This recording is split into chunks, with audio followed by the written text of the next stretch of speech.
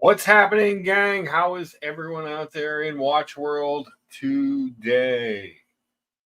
Hope everyone is doing well. Remember, do something nice for someone, say something nice to someone, be the light that you would like to see shining through others, and that is how we will make positive change in the world.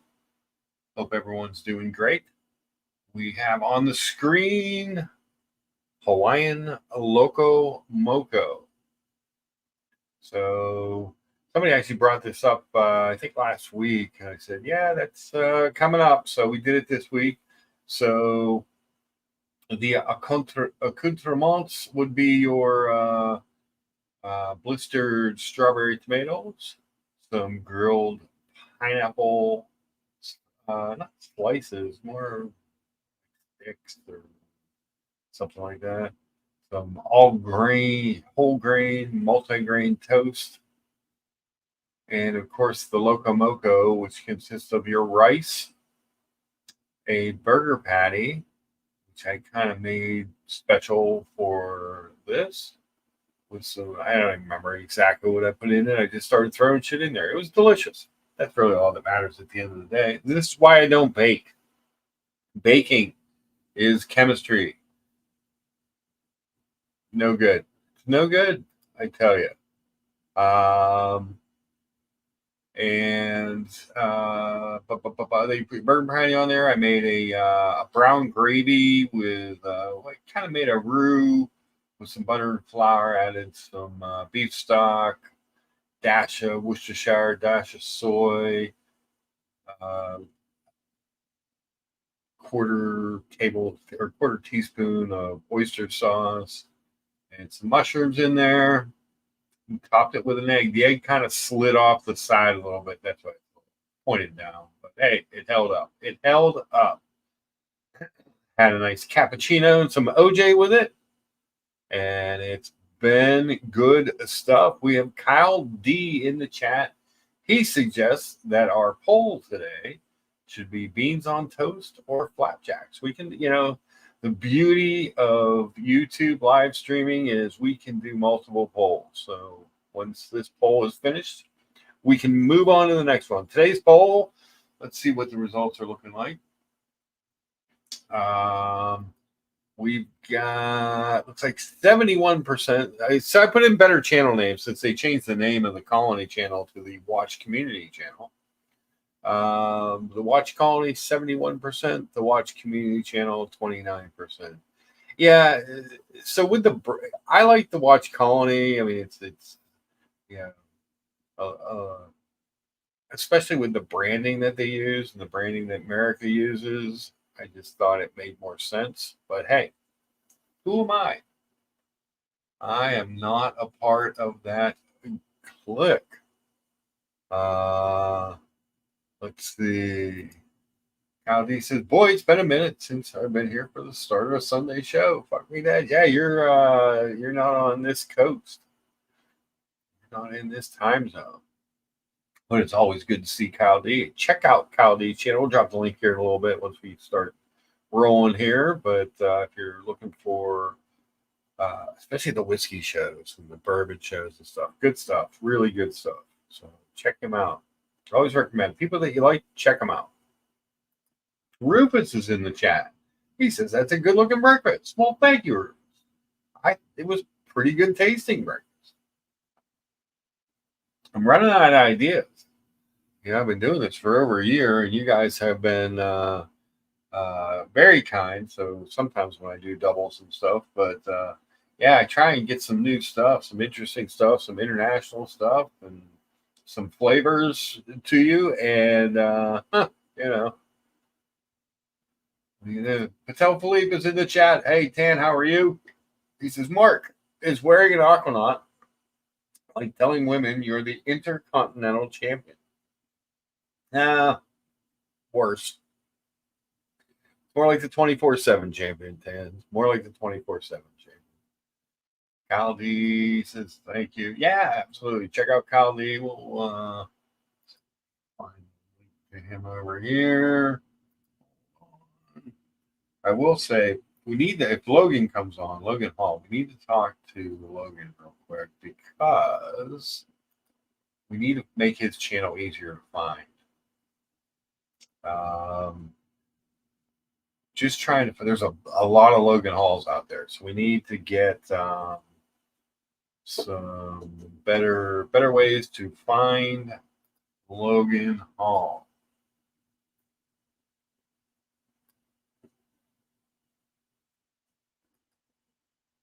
Copy that. So this is Kyle D's channel, and you get some watch content on there, but a lot of good alcohol talk, a lot of reviews and stuff like that. He's got a really cool bar set up, and it's a good show. Especially some of these showdowns and stuff like that. It's good stuff. Interesting. It's a good watch if you're ever looking for something to check out. I will put the link here. Yeah, we need to get Logan Hall's channel a little more accessible to the general public.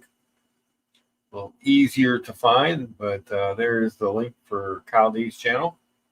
Check him out. I recommend it. It is a recommendation. So let's go to here. The Watch Community channel. Check this out. That's our poll.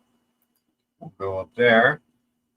So here's the Watch Community channel. But like with the freedom and the flags and the America logo and stuff, I just thought the Watch Colony worked better for the branding. I think they're going to do that. Oh, they still recommend people come see me. I don't know why anyone would recommend coming to watch this channel, but hey, you're here, so you're stuck with me. We had a vote. You guys said yes. Continue. Overwhelming, like 97%. Ridiculous. Just absolute ridiculous. But yeah, I just thought the Watch Colony worked better with the actual branding of the show or of the channel. So I don't know. It was kind of cool because people like Curly would say, those colony guys, I always thought that was kind of cool. So, but what do you think? What do you think of the name thus far? We have 73% prefer the Watch Colony to the Watch Community channel. That's with what do we got? 11 votes in. How many upvotes we got? 5 upvotes. We got 11 votes on the thing and 5 upvotes. That means only 3 of you upvoted because 2 of those are mine. So if you haven't hit the like button, please hit the like button and upvote the stream. We do appreciate it. We try to get to 30, 40 upvotes a show. Sometimes we get a lot more, but we do our best to bring you breakfast and entertainment. Bruce G's in the house. Good to see Bruce G here. We got 19 people in and only 5 upvotes. Oh, sickening. Sickening. I'm going to be chugging my cold brew with worry. Nah, not really. So, yeah. So, let's see. We did the Loco Moco for breakfast. Delicious. Earlier in the week, on Wednesday when I was off, I got my new bedroom stuff delivered. Nice to have a new mattress and bed and stuff. But I made ham steaks, and I served those with grits and egg. The biscuits were canned. I didn't actually bake those. They were just out of the can. I'm not going to take credit for something I didn't do. But we did make the grits. We did make the ham steaks. Took the ham out of the pan. Made a very, not a lot of flour because red eye gravy should be a little runny. Some people don't put any flour. It has no consistency. I don't prefer my sauces and gravies to have a little bit of consistency. So I made a real light roux. And then I added black coffee to the pan. And I put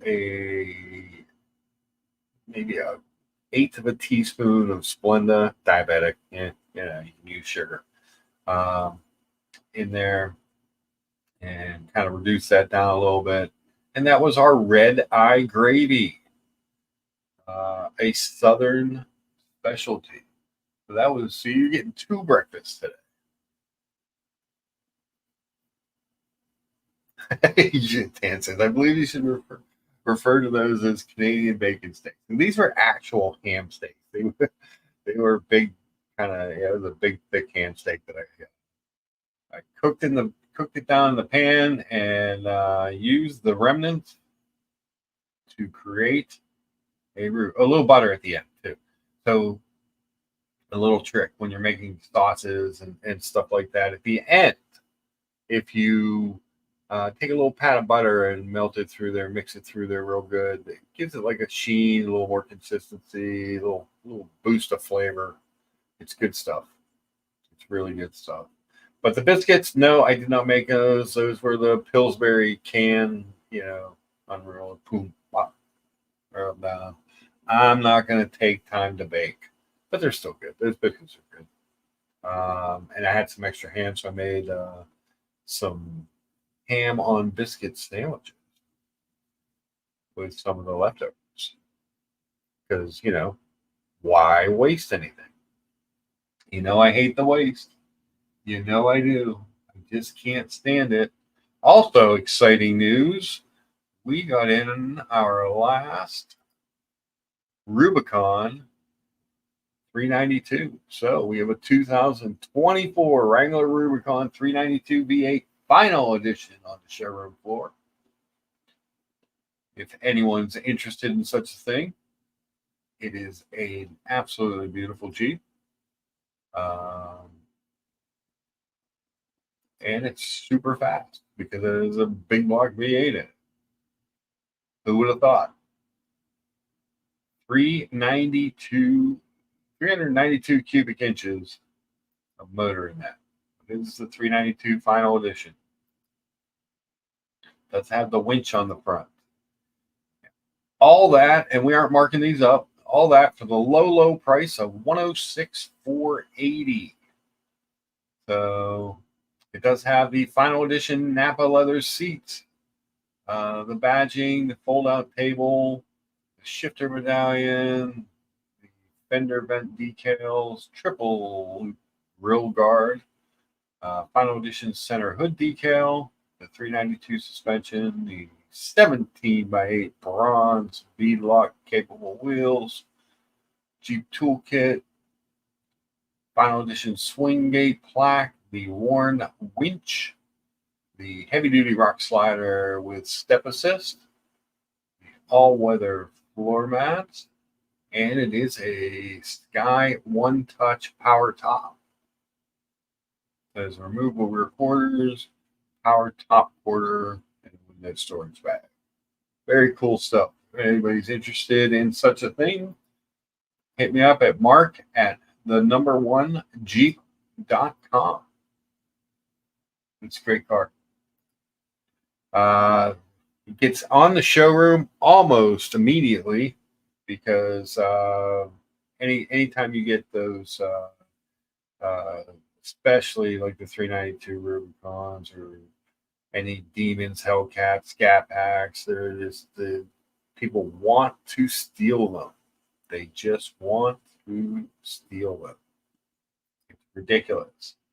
The discount of them all is we are not marking it up and over window sticker, like many of my compatriots do with such cars. We're selling them for sticker.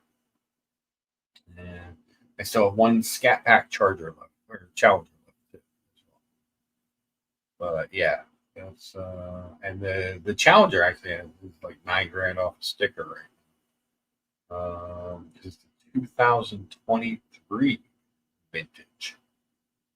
Hemi Plymouth Roadrunner versus GT 500 Eleanor. The Roadrunner is just one of my favorite cars of all time. And one of my favorite Looney Tunes characters. How can you go wrong with a Roadrunner? Mimi Dang. Can we get a day in the life from your dealership? George Salavastau. I'm sure we could probably get something like that. We'd have to do it on a day when my boss isn't there, maybe Thursday or something. We could figure something out.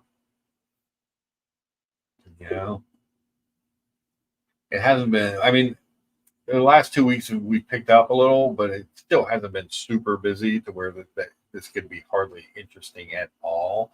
There's just not a lot going on these days. But we'll see what we can do. We'll see what we can do. Dealership's a nice place to play. It's a gorgeous building.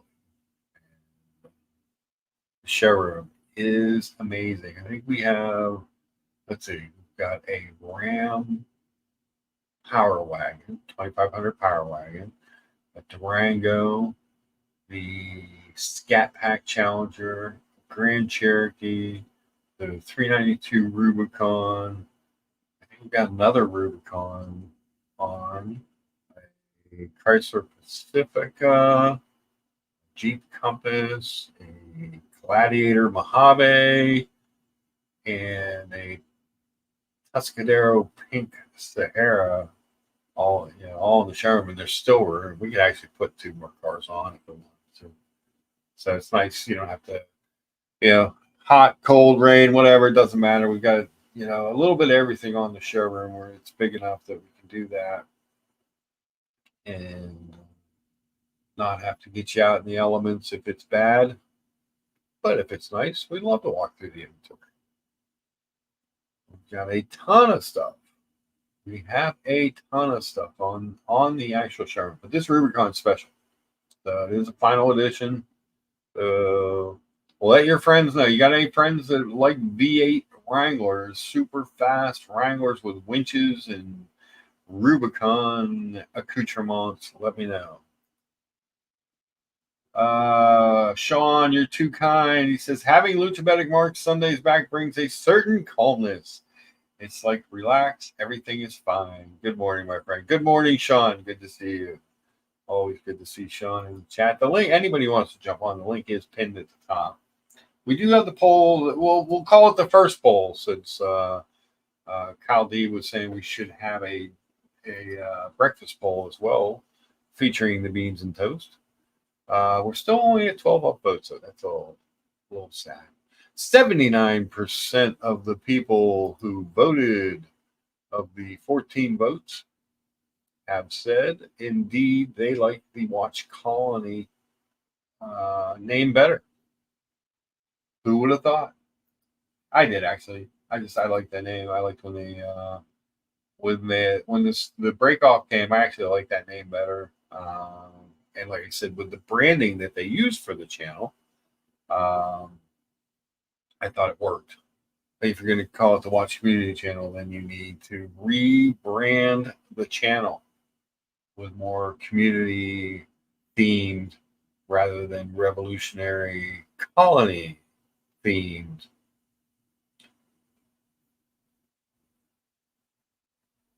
So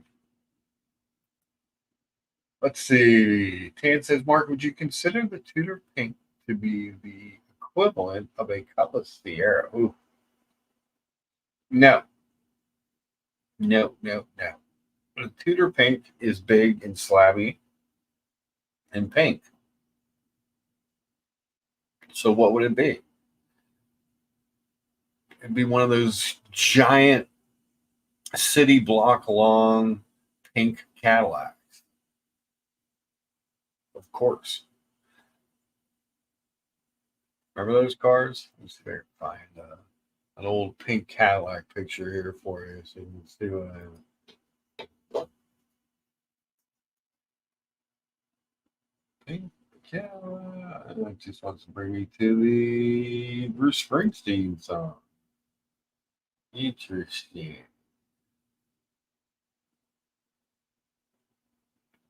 Let's see if we can't pull this up for you guys to see. Oh, it's a video. Ag, damn it. I didn't want a video. I wanted the call. There we go. Let's share this tab. That is what the Tudor Pink would be, 10.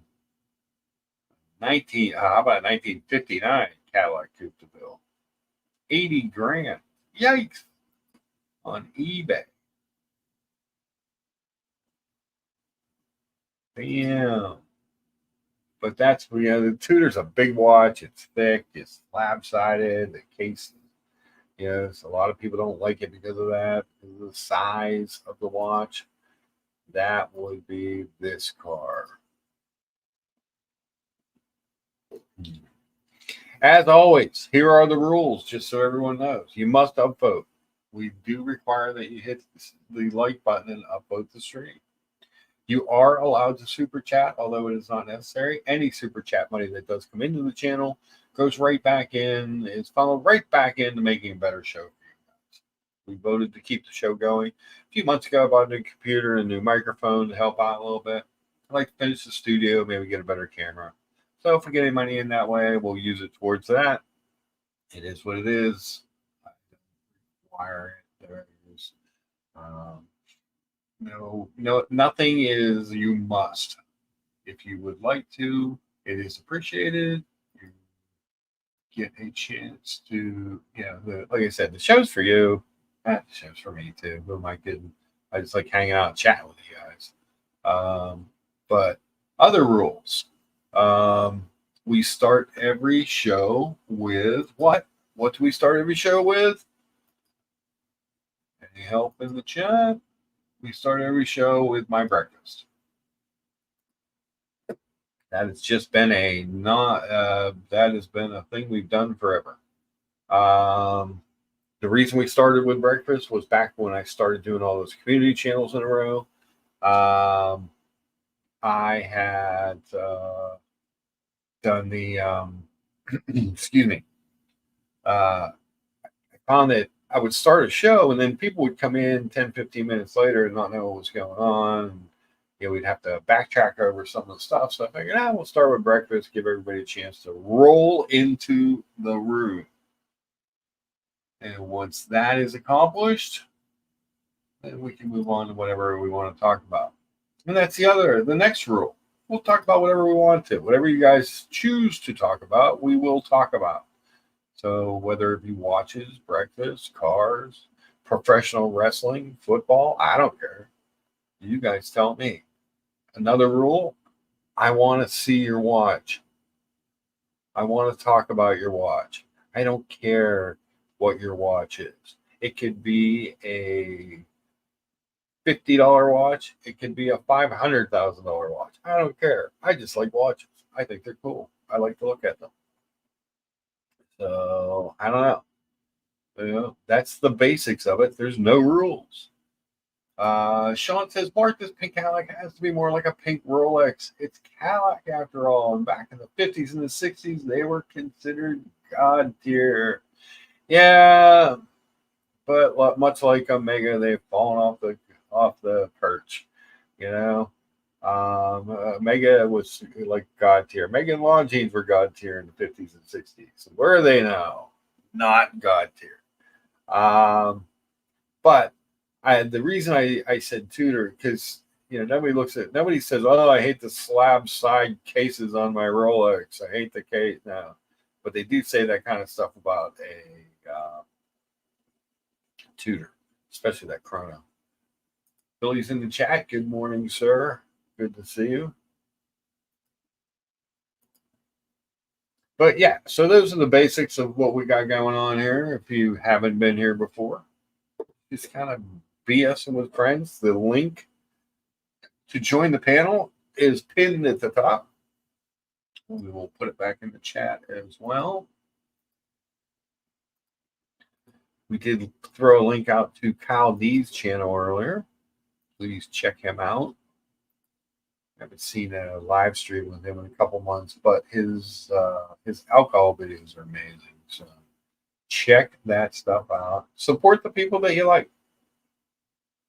If there's channels, people doing stuff that you like, support them. It doesn't always have to be about money. You can subscribe and like and do all that stuff that helps their algorithms. I'm sure everyone appreciates it, much like I do. So there you go. Hal says the BB54 fixes limits. It's tiny though. It's so small.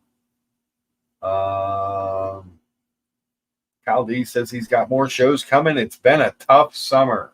Cool. Look forward to seeing those. yeah, I mean the BB-54. I mean that's a 41 millimeter Polaris on my wrist. Yeah, it ain't that bad. It's a 54 just does not fit me. The new I had that one for a few months. That new Black Bay 41 with the Jubilee or 5 link bracelet with the red bezel. That one kind of fit.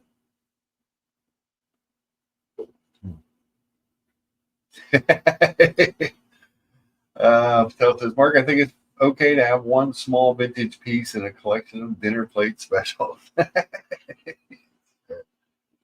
They just don't. The other problem with my wrist is that it's very flat across. Like we measured it one day. We were doing measurements on one of the streams. And it's right around 3 inches across. It's I just got a big flat wrist, So everything is boom on there. Just some watches just look small. Oh my God, Billy, an Apple Watch every day. Oh no. He says, I do have a Rolex, but I'm down to two Rolex at one time. I had about 10 pieces, and I'm totally satisfied with two I have. Yeah, I think with the hype dying down and the market corrections and just people moving on into other things to collect and do and talk about. I've talked to a lot of people that are downsizing their collections, including me. You know, I think a couple nice watches is enough. I don't need a big collection. I need stuff that I want to wear on a daily basis. I don't collect them to put them in a box and admire them. I collect them to wear them. I like I love when I see someone wearing a proper wristwatch. There was a guy in yesterday I was covering finance again. My finance manager gets an awful lot of time off. It seems like I do a lot of that. But I am a man of many talents, so I can do all of the front end jobs in the dealership, including being the backup finance and insurance manager. So my F&I manager's off, so I was inside a guy out. Actually, uh, a very nice looking gold plated, or I don't even know if it's actually plated, but the gold colored Invicta. That wasn't a dive watch. It was more of like a dress watch on a mesh strap. And it was actually a nice looking watch. We were talking about that watch a little bit. He has a bunch of junky watches, he called them. But hey, he's wearing a proper wristwatch. I was happy to see that.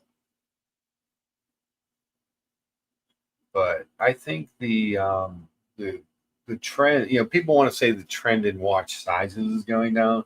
That's only because most of the people on YouTube and with podcasts and magazine articles, whatever, they're tiny wristed rat bastards like that tiny wristed rat bastard Teddy Balthasar. I have small wrists. So they're trying to convince you that watches should be smaller. Well, the watch should fit your wrist. It's not a matter of big, small, wide, tall, whatever. It should fit. Watch doesn't fit, you must have quit. Um, yeah, it's not, I don't mind, but if they make a watch that's too small for me, um, that's fine. But these tiny wristed rat bastards out there, and they're like, yeah, because in the 60s, watches were small. Well, people were smaller too. People have evolved, they've gotten bigger. Wrists have gotten bigger. Wristwatches have gotten bigger. But they make small options for people as well, Um, but it doesn't mean that every watch needs to be in your size. That would be like saying every Jeep must be smaller so my grandmother can drive it. Well, no, that's a silly thing. If you want a smaller car, buy a Kia 5 or something, Go see what Hyundai has to offer. Get a Mini Brian, you out there?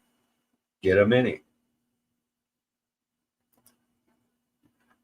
Our book goes through your mind, seeing a friend who wears only Invictus randomly starting to wear Vacheron dress pieces on the regular.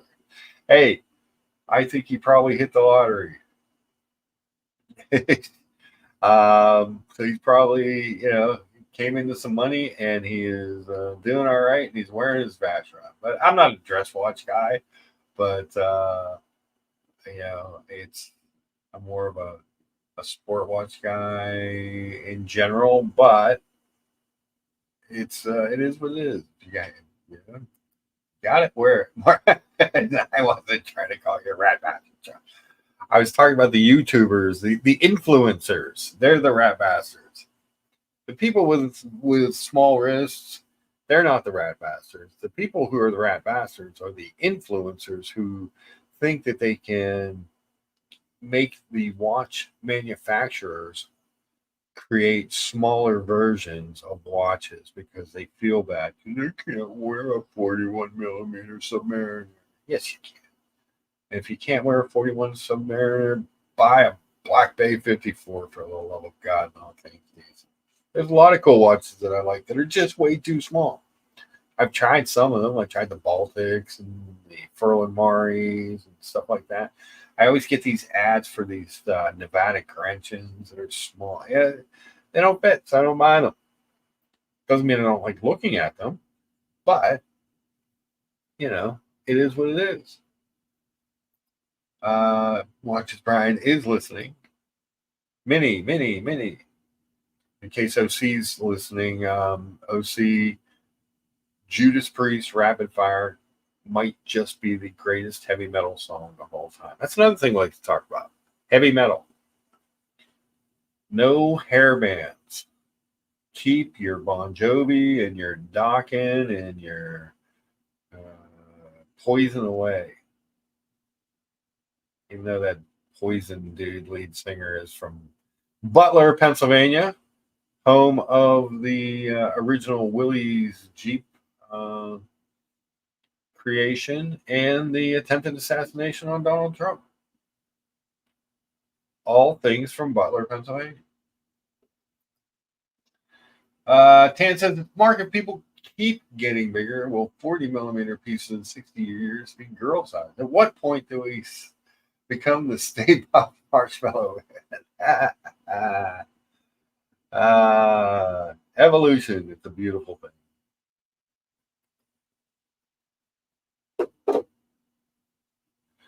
Oh man. Whole milk. Yeah, I'm jealous of the Ozempic people because Ozempic literally would kill me. At the end of the Ozempic ads, they were like, hey, if you're a type 1 diabetic, though, you can't take this. It is actually a type 2 diabetes medication that people started losing weight on using. Now it's being pushed as a weight loss drug, an appetite suppressant.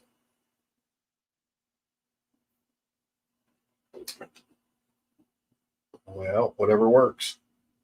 But yeah, no Ozempic for the type 1 diabetic. That is Luchabetic Mark.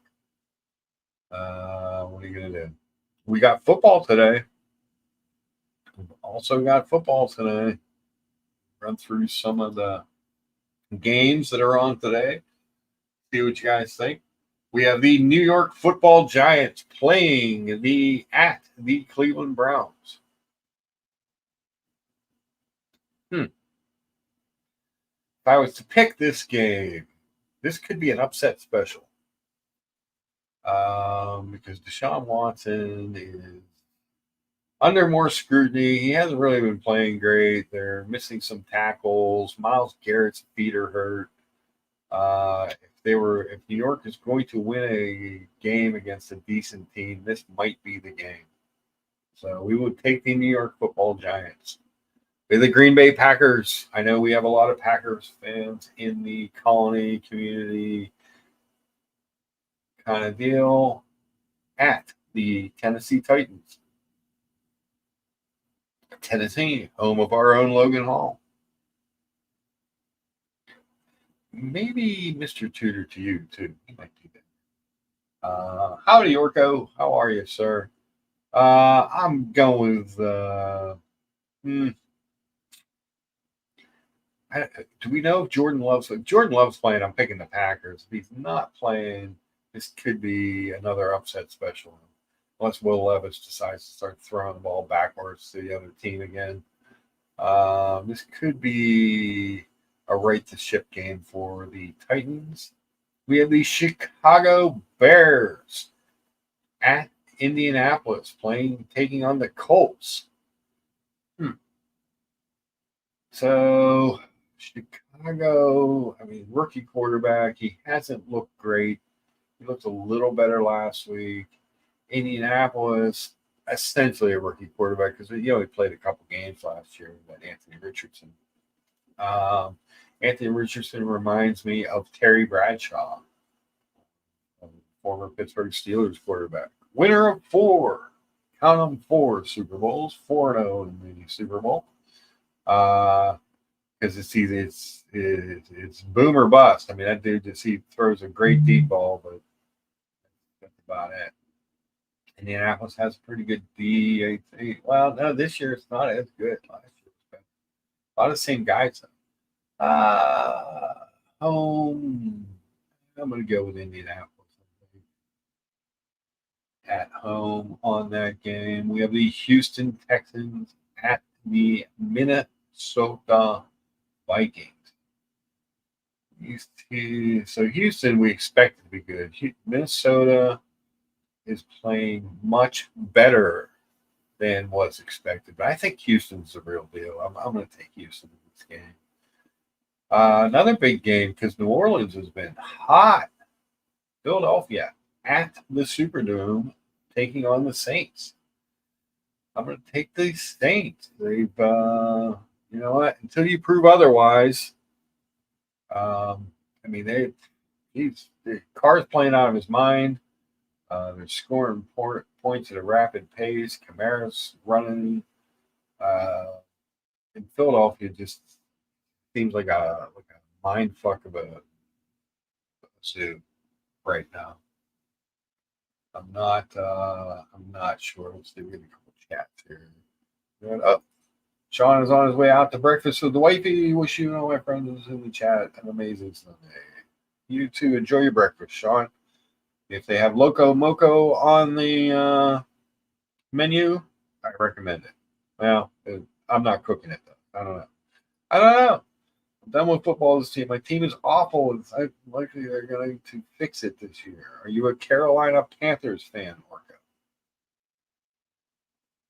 Because that's like the only really awful team I think thus far this year.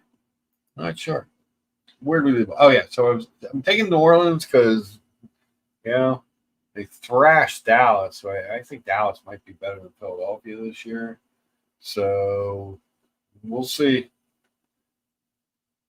We'll see if they can continue the magic in New Orleans.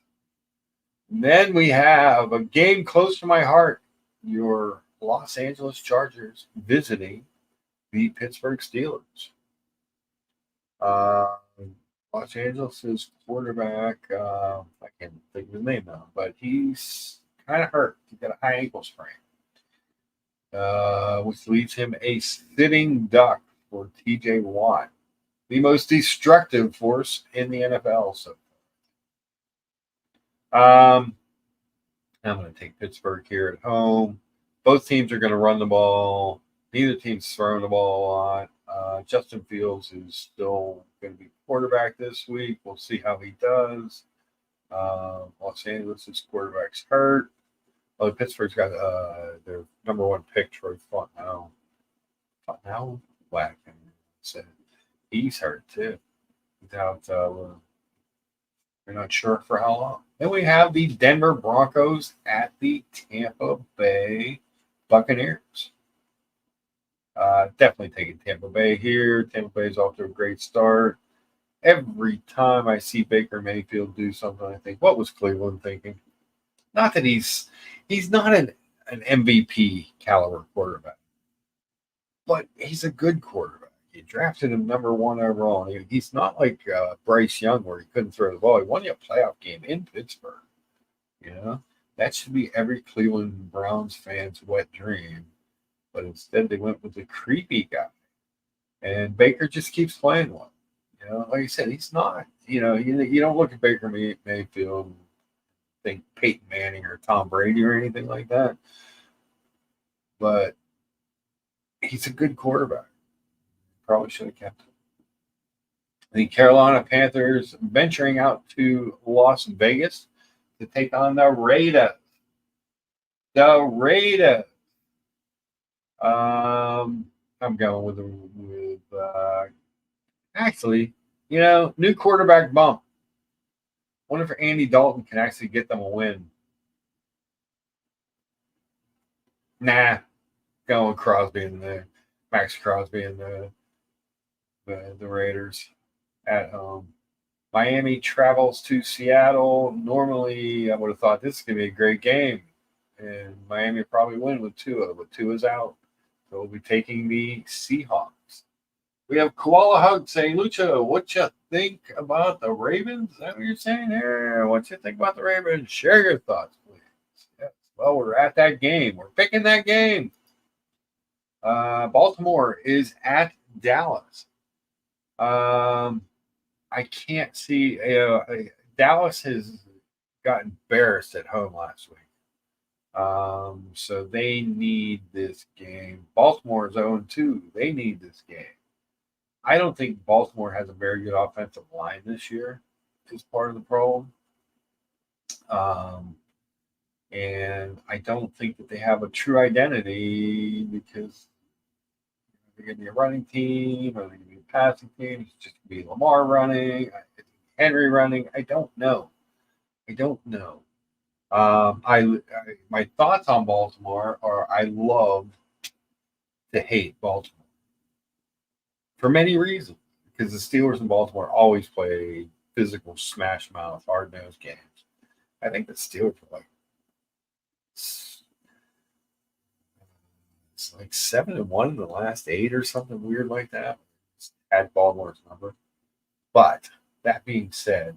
They're always good games. They're always close games. They're always smash mouth football games. There's always a lot of animosity. Patrick Queen came over to Pittsburgh. But I don't see Dallas losing 2 games in a row. I think they're going to play the game. Okay, that puts Baltimore to 0-3. I'm in favor. The San Francisco 49ers visit the really beaten up Los Angeles Rams. Actually, this is the beaten up bowl. I don't think half the stars on both teams are out. But I think at the end of the day, San Francisco is a little bit better of a team. And you got 2 really great coaches. But they don't have any of their people. Most of their people are gone for this game. But I'm going to pick San Francisco. I don't think either LA team ever has a home field advantage.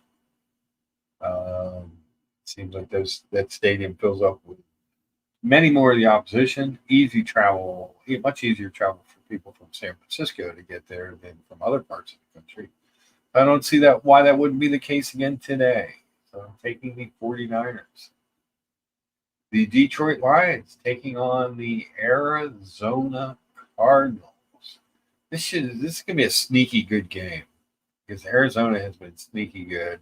Detroit, we have a high expectations for. They're coming off a disappointing loss to the Buccaneers. Arizona has played well and not so well. Offensively, they played well.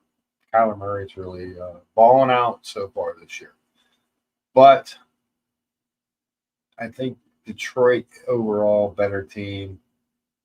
I think Detroit needs to win more to keep their season on track. They have very lofty aspirations after last season. So we're going to go with them. Kansas City goes to Atlanta. for the Sunday night game on NBC. Hmm, that's interesting. Kansas City has not been that.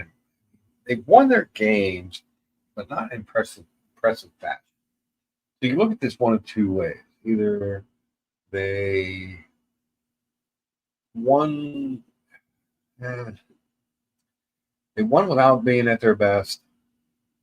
You can look at that as a good thing or a bad thing. I think it's a good thing. Um, it shows they don't have to be on top of the game. Travis Kelsey's been a non-factor so far this season. Maybe they get him back on track. I like Atlanta. Atlanta was one of my sneaky picks for the season until I saw them play the Steelers in week one. And they stunk. Kirk Cousins couldn't move. He's a little more mobile last week. They did get the big comeback, come from behind victory. But much of that game, it looked like Philadelphia was a better team. I'm going with the Chiefs. I'll take the Chefs in Atlanta. Do we have two? Is this one of those two Monday night games? Weeks. Jacksonville at Buffalo. Jacksonville is a dumpster fire. I don't know what else to say. The Prince doesn't look as promised, and they just have no faith in Jacksonville, especially on the road at Buffalo. Hard place to play. I'm taking the Bills. And then Washington goes to Cincinnati. Normally, I would say Cincinnati all day long, but there's still some lingering questions about Joe Burrow's wrist. And then no T. Higgins. Jamar Chase is just, his head is not in it from what I've seen so far because he wants a new contract. He wants to get paid. And Cincinnati's not going to pay him this year. They're at Cincinnati. This could be an upset special as well. I mean, Cincinnati's getting 7.5 points in this game.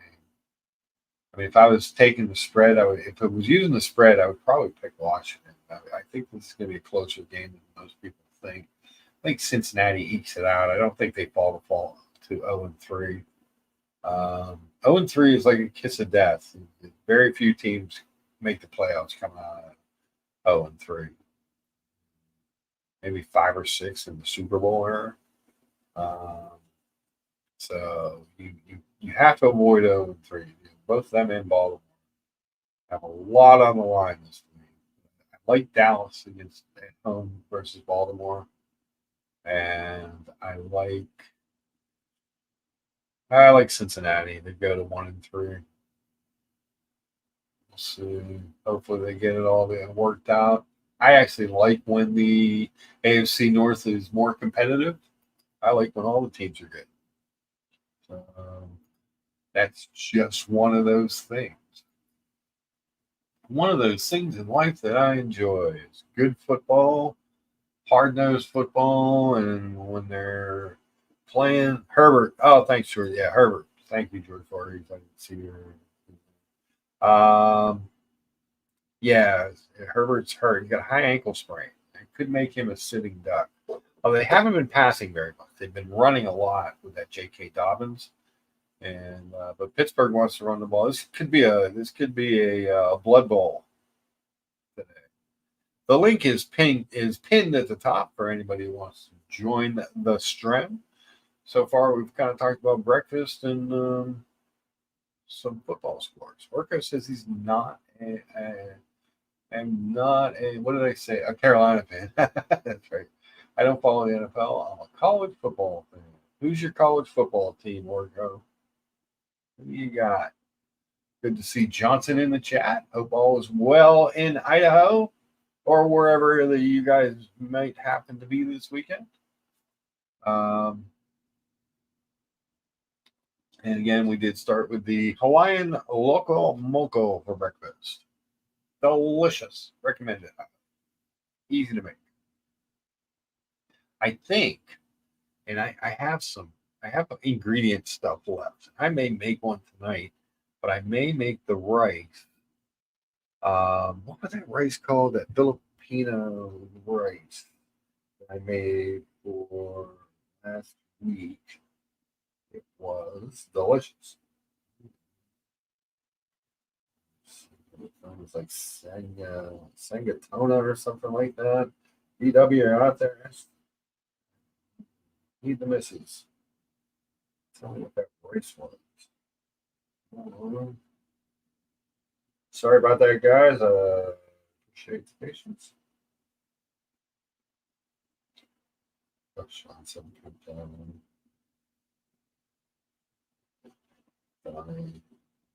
Um,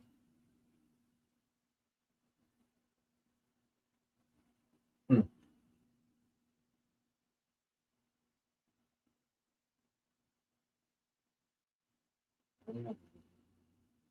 What was that dish I made? I can't think of the name. Logan! Logan, we need to talk to you. We were talking about you earlier, about you and your channel. Your grill stream, Logan's grill streams. I prefer not to say it's too embarrassing. I'll give you a clue though. Boston College or Eagles? Some kind of Eagles. Not sure. Not sure. I'm obviously a Penn State guy. Penn State jersey over there. Let's go ahead and beat up somebody like 56 to nothing yesterday.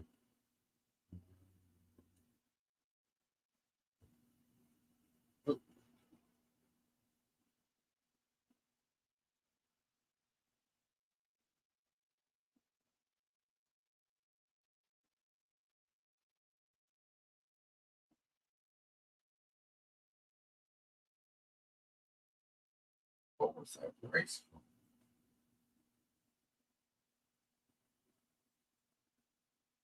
All right, let's see here. Maybe I put it in. I don't think I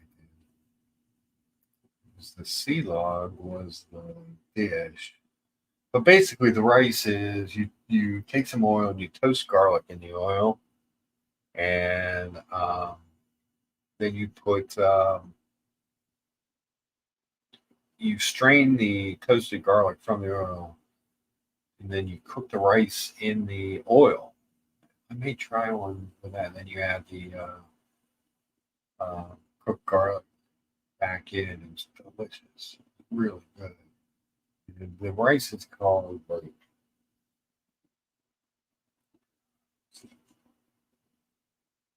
rice has a separate name. It's gonna bother me.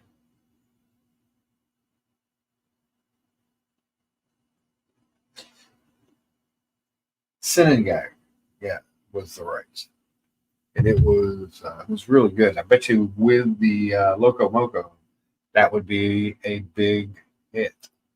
Let's see. Logan Hall is asking me about that. It's not beer. It is a latte, in fact, and some OJ.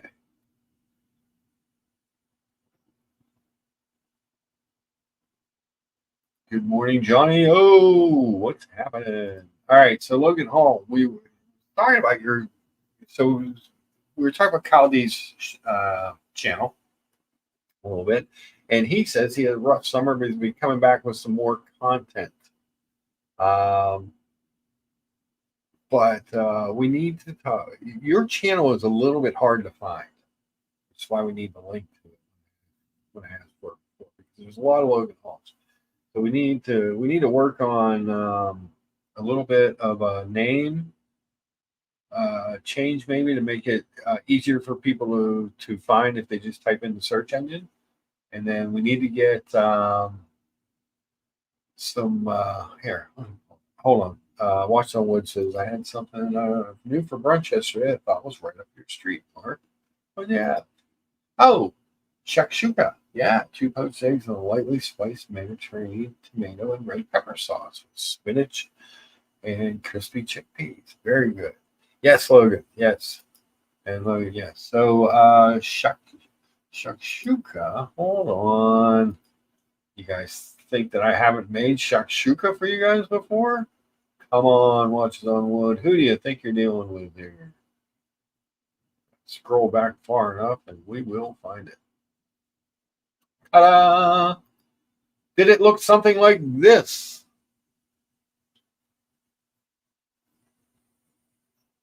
I did not put crispy chickpeas in mine.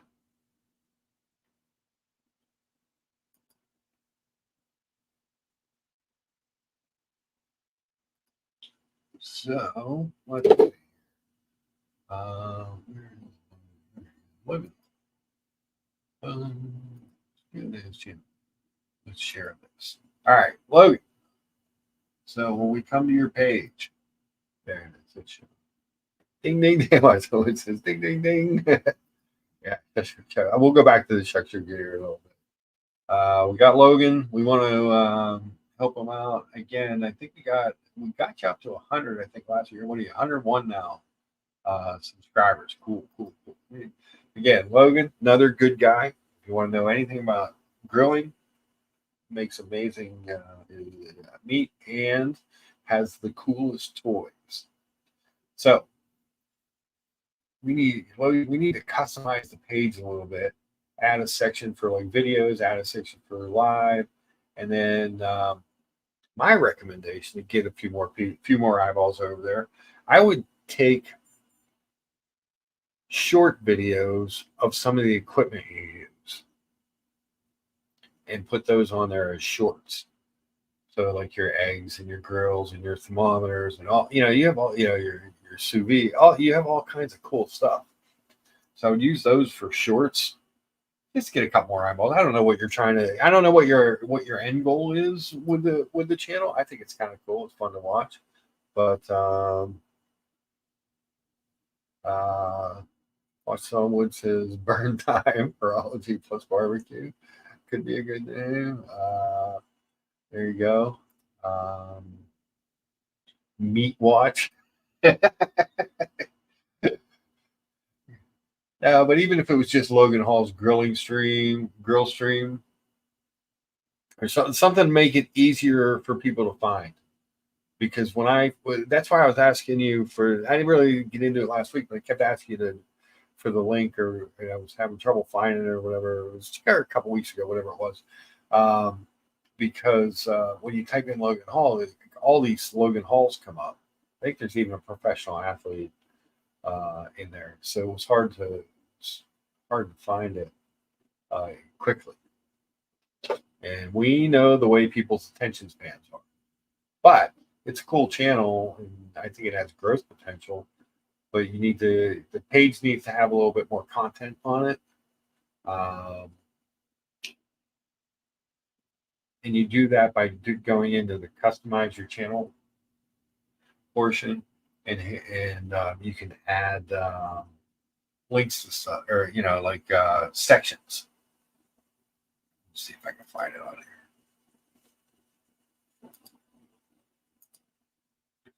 Let's go to Luchabetic Mark. So right here, customize channel.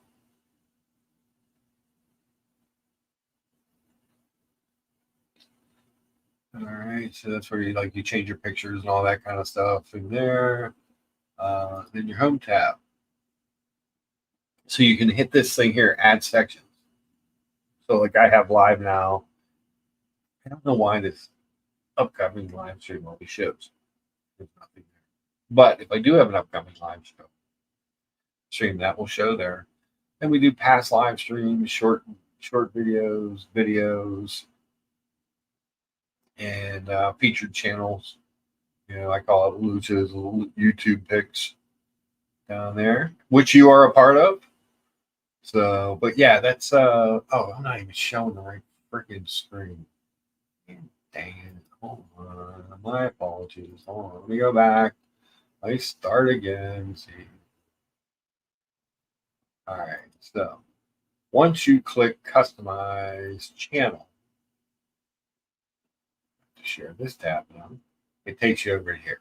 And this is where you put in like your, just show information. But up here where it says Home tab, you click on Home tab, you can put in this Add section.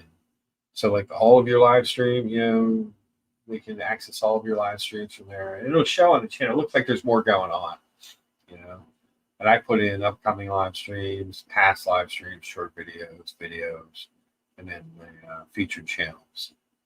So then once it's all done, it looks like this. So it just looks like there's more stuff happening on the channel. You know what I mean? Put in some of my favorites, like Kyle D, Logan Halls. Oh, look at that. Changing the name already. he's on the ball. Logan Halls, Girls Dreams. I like it a lot. Escapement Show, Thomas Burnett's channel. Was honored to be a guest on there a few weeks ago. The Watchbox Diaries, Lucy, I love her. She's great. Mookie, Sam the Cooking Guy. Who else? Watch on Wrist, Pat McAfee. You got a few on there. So, but yeah, you can change all that stuff and make the channel different. Look more content rich. So when people go in there and see it, they see more they see more videos, they see more stuff. And like I said, the shorts, I think because you have all that cool stuff, I think shorts of those things would be amazing, because it is cool. I like seeing the stuff. I like to cook and I like to see that stuff and how it's used, and cool. Hopefully it is. We have a new guy here. We have Rof C. Hello, everyone. Gertz from Antwerp, Belgium. Jeez, upvoted. Thank you, sir. Appreciate the upvote. Good to see you. They tactfully been your avatar. Very nice. We love watches. Although we have had very little watch time thus far. It is what it is. The link is pinned at the top for anybody who would like to join the discussion and maybe talk about watches or whatever else it is you want to talk about. Right now, we've been talking about helping Logan Hall's channel page look a little better and become a little easier to find. And he has changed it to Logan Hall's Girl Streams. I like it. I just make it easier for people to find it, and it'll make it like I said, you put some sections in there so people see different stuff, and yeah, that's what attracts people to stuff. Like I said, I don't know what your ultimate goals are for the channel, but if you're creating a channel, obviously you want somebody to watch it. That's what I feel. So yeah, very cool. We got Chris Clues in the chat. Hey Mark, what a lovely dish. I don't know which are you talking about, the shakshuka? We brought this up. This is an old one because Watches on Wood had this for brunch the other day. And he said it would be right up my alley. I'm like, not only is it right up my alley, I made it a few months ago for you guys. And it's delicious. It's basically you poach your eggs in a tomato sauce. I did tomato, red pepper, and some spicy pepper in mine, and poached the eggs in that, topped it with cilantro and feta. It's good stuff. It's just good. It's a good dish. African breakfast dish, I believe. My breakfast this morning was the aforementioned Loco Moco, the Hawaiian Loco Moco, which I don't know if it's traditionally served as a breakfast dish there, but it had an egg on it. My egg kind of slipped off a little bit, so I had to rearrange my gravy and stuff. I didn't put the egg back on top. I just sort of played with the gravy and green onions and mushrooms on top a little bit to make it look a little better, but the egg did stay intact, so I was happy about that. Didn't start running all over the place before I could get a picture. Like I said, I have enough to make one tonight, so check out my Instagram tonight if you're interested. I may make it with the Filipino rice that I made in the the Filipino sea log that I made last week. And that just sounds like it should be delicious. I thought about doing it this morning, but it's morning. Dogs or dog, cats, stuff to do. But so I may fry up some garlic and use the garlic oil with the rice, top it with a little bit of crunchy garlic, then the burger, then the gravy, then the egg. Might be delicious. Maybe I can get the egg to stay on top of the burger this time. Hey, you never know. I had leaned it down towards the one side so it would show the burger too, but the shit she happens, as they say. But I topped it with some toasted and black sesame seeds and some scallions. Delicious. Those grilled pineapple spears were amazing as well. And you guys know I love those blistered strawberry tomatoes. I include those on a lot of dishes this summer and fall. So we'll keep going with that while I can still get them. Watches. Anybody? Any watch news? Anybody doing anything with the watch? Anybody want to talk about beans? Let's check our poll before we make a new one. It's even out a little bit. 61% say the watch colony. 39% say the watch community channel on the poll. Now, I will say this. The watch community is not a bad, it's neither one of them is a bad name, but the branding for the channel matches the colony. It's sort of like we were just talking with Logan, like find a way for people to find it, like it, interact with it, that type of thing with your channel. Well, all of the branding is like colony branding. So what are you going to do for community? That's my question. With 37 votes and only 20 upvotes. Oh, guys, killing me here. We're coming down. It's 59 to 41. We're gonna leave that poll up for a little bit. That one's tightening up a little bit. And like I said, I don't think that there's a bad name.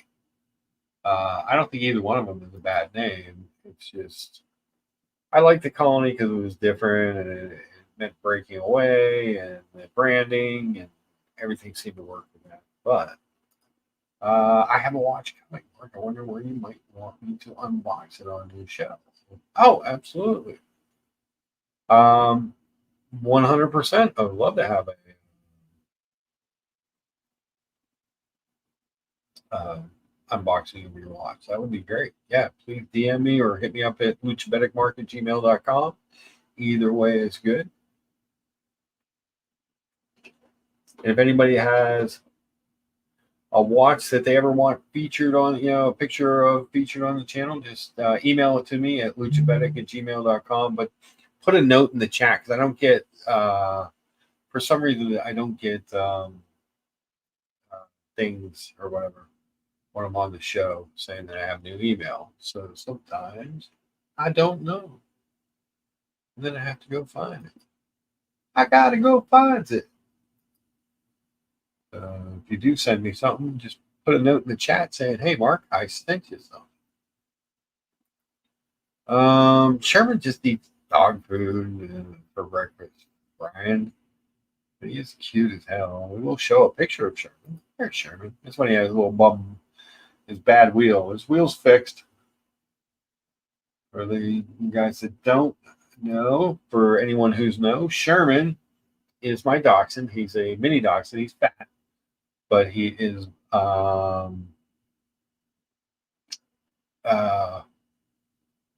blind. He was born blind. He was born with microphthalmia, small eye syndrome, so he can't see. But he's cute as addicted. He's almost 7 years old. I can't believe he's he's a good dog, and especially if you're on my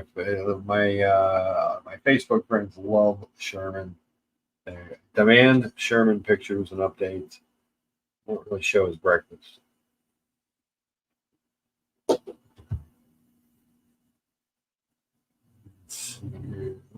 Got a message.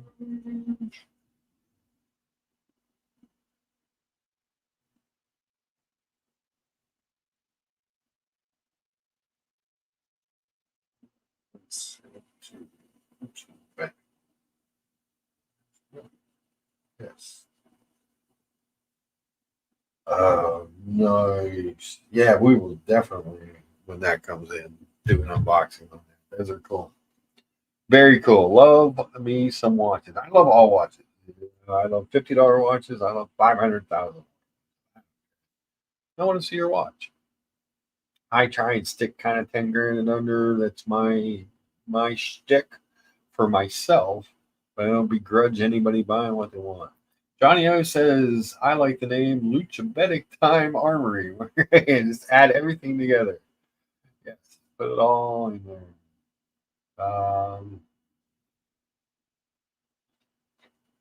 Got lots of stuff going on. But so yeah, Logan, I think those things would be. We were, like I said, talking about you behind your back. Now we're just we were talking about Kyle D's channel. I was just like, yeah, it reminded me that I wanted to talk to you about doing a few things to make your channel more accessible and more. Oh, look at that! He's got some past live series in there. Cool, very cool. Yeah, that's good stuff. Yeah. So as you add stuff, it just makes it more, gives people more things to look at, makes it more, more appealing and stuff like that. Very cool, very good stuff. We've got 16 people watching. Oh, thanks, Rob. Appreciate that. His name's Sherman. He's the best. He's just a loving soul, and can't work. I can't say it. I can't believe that he's home. His gotcha days coming up here in a month or so. It's gonna be 7 years since I've had him. Jeez. Well, I'm on it, working through some changes now. Like, yeah, just little stuff, and I just know it because from playing around with it. And basically, what I did, I looked at other people's channels. And I'm like, well, how do you do that? All right, well, let's go in and figure this stuff out. And just makes it more appealing. Like I said, it's um, it's one of those things. We have a channel. You obviously want people to come watch it. So if it's easier to find and it's got some, it shows more content. John D. He says the Watch Colony is a better name. We're back up to 62% for the Watch Colony with 39 votes. 39 people voted for the in the poll. 25 upvotes. I like for the way it's. I like the Watch Colony because I thought it was significant for why the channel was created. If that makes sense.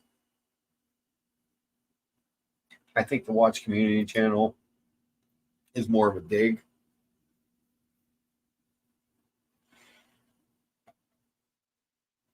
But Watches Brian says the Luchabetic Time Armory Breakfast Jeep Eagle Chrysler AMC Javelin Mark channel was Sherman the dog. Yes. Actually, it was Sherman the blind double dapple piebald dog.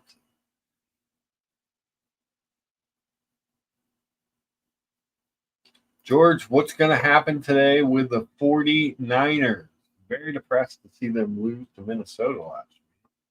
And now the Injury Bowl. We have the Injury Bowl going on today with them and the Rams. Seems like everybody's hurt. What are we going to do? How do you fix it, George? How do you fix it? Oh, I wanted to do my bad. I did want to.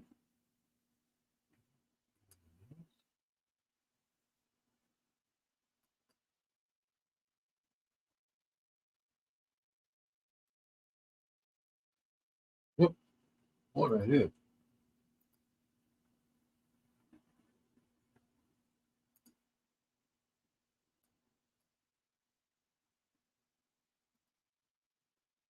And we'll put a link in to Logan Hall's grill streams.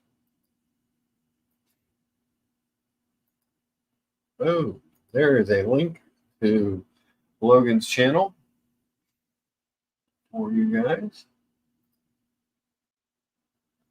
Ralph says, I can't imagine my life without a dog. You got a black lab. Oh, black labs are great. Love black labs. Great, great, great dogs. Yeah, I can't imagine. It's hard. You know, I lost Rebel.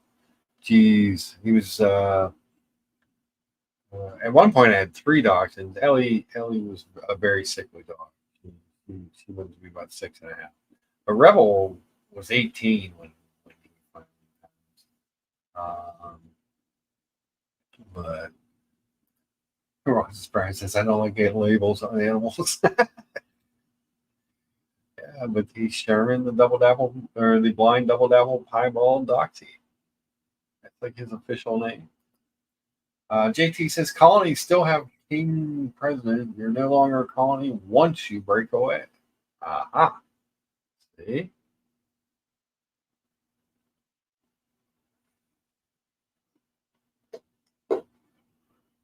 I just think that there was significance to the name colony and to the branding. Into the, you know, like we're talking with Logan about branding his channel and such. There's significance to that type of stuff. So 39 votes, 62% saying colony. And I'm not advocating for them to change the name. I just thought it was a better name. But I am advocating for them to change the branding of the channel. If you're going to be the watch community channel, and your header has to be pictures of people, you know, showing their watches and stuff like that, you need to have more of that. You need to have more member wrist rolls and sure, you know, stuff that brands it towards being the community.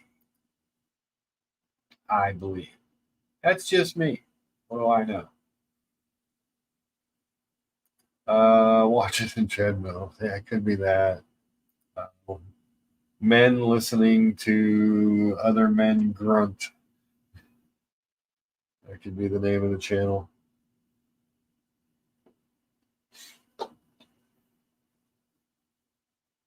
Now, let's see if there's anything happening in the world of watches. Primarily, that's what we're supposed to talk about, even though we don't. JT Harry says we can call it dial dorks. Yes. Let's see. Uncle Watson.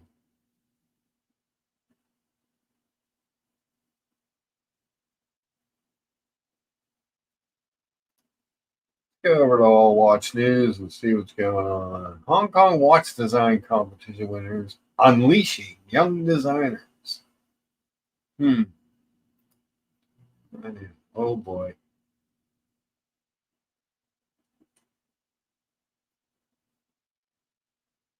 We've got some stuff. Minimalism rules. Does it though? I like minimalism. A lot of people like stuff. I don't even know what the hell that thing. That looks like pea soup. That I don't care for at all. I don't think I would have been a good judge at this watch design competition. Oh, geez, I wasn't even sharing the tab. Well, you didn't miss anything. Let's go. Let's see what else we got here.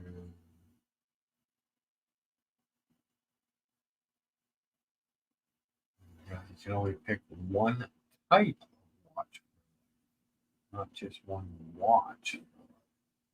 Huh. Hands-on Gerald Charles Maestro 4.0 Ducati 30-degree anniversary. That's a hell of a name. But I like these Gerald Charles watches. I like PG has one, not like this one, more basic. I like their design. I like to do something a little bit different.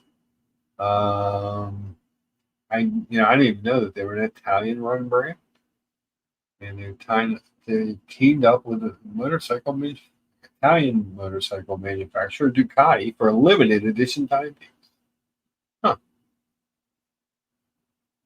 I think that's a cool looking one. It's the case. I like the cases on these. They got forged carbon, maybe. Read the whole article, but look at the picture. It kind of looks like forged carbon with a rubber strap with a pin buckle. Pin buckles. Why do they always have to do pin buckles? Oh, back of it's kind of cool. The Ducati 916 labeling is forged carbon and titanium. One of 250. So only 250 of these guys. 30th anniversary. So 50 grand. Oh, Superbike itself costs close to 50 grand. 50-hour power reserve running at your traditional 28.8, 42.4. So if you bought the motorcycle and the watch, you got almost 100 grand wrapped up in that. Damn. That's a lot. It's a good looking piece. Joe Charles makes good looking watches. Their cases are kind of cool. I was never really a motorcycle guy. I was much more of a cycle guy, bicycle guy, my whole life. Love the non-motorized bikes, pedal power, if you will. I like a full carbon fiber bike. I have two. I have my two Cannondales, the Super X cyclocross for the trails, and the Super 6 Shram Red for the road. It's good stuff.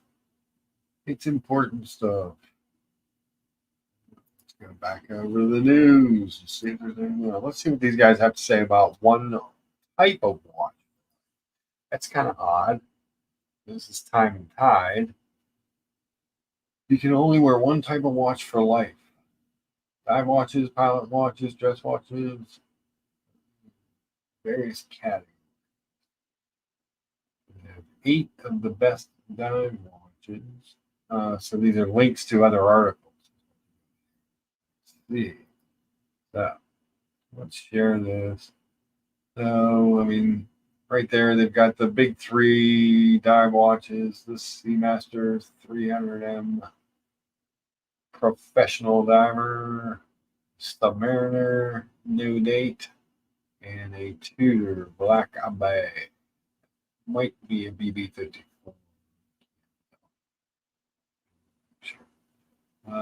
Pilot's watch. Oddly enough, in the picture, they do not have a GMT Master 2. An IWC, a Breitling, Tudor Black Bay 38, much like the watch that Logan Hall just picked up. It's a good looking watch. I saw it at my AD. It looks great. I wish they made that color in the and with the Metas and in the 41. I'm hoping they do that next year. That would be on the list. That would definitely be on the list. George Voorhees, have a great Sunday, sir. Always good to see you in the chat.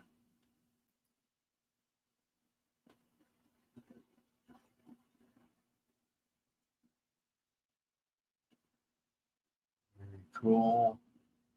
Always good to see George. 9 best dress watches. Dress watch is not really anything. So yeah, essentially this is an article link to other articles. So I'm curious what they have to say about the best dive watches or pilots watches, because we always see stuff about dive watches and dress watches. Let's see what they have to say about the. Hold on 1 second. Text message. Let's see what they think. 5 of the best pilot's watches to keep you on schedule in your cockpit. So they're starting with the Bulova Lunar Pilot. Classic. So US dollars, $1,600. Khaki Aviation Pilot Day Date Auto. I do not like this one. Not gonna lie. No. There is a Hamilton. Well, I'm going to pull up a Hamilton pilot. Like Theater Black Bay 58 GMT. Very handsome. Wish it was a 41. Be all over it.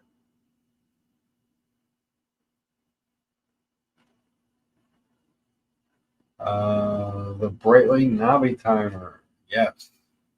Navi Timer is a classic pilot's watch. Not a watch I ever liked. The Mojave Desert IWC. If I had to go with one of the ceramics, I prefer the Lake Tahoe, the white version of this. But IWC obviously makes classic dive watches. There's nothing groundbreaking in this article. But let me find the Hamilton Khaki Aviation.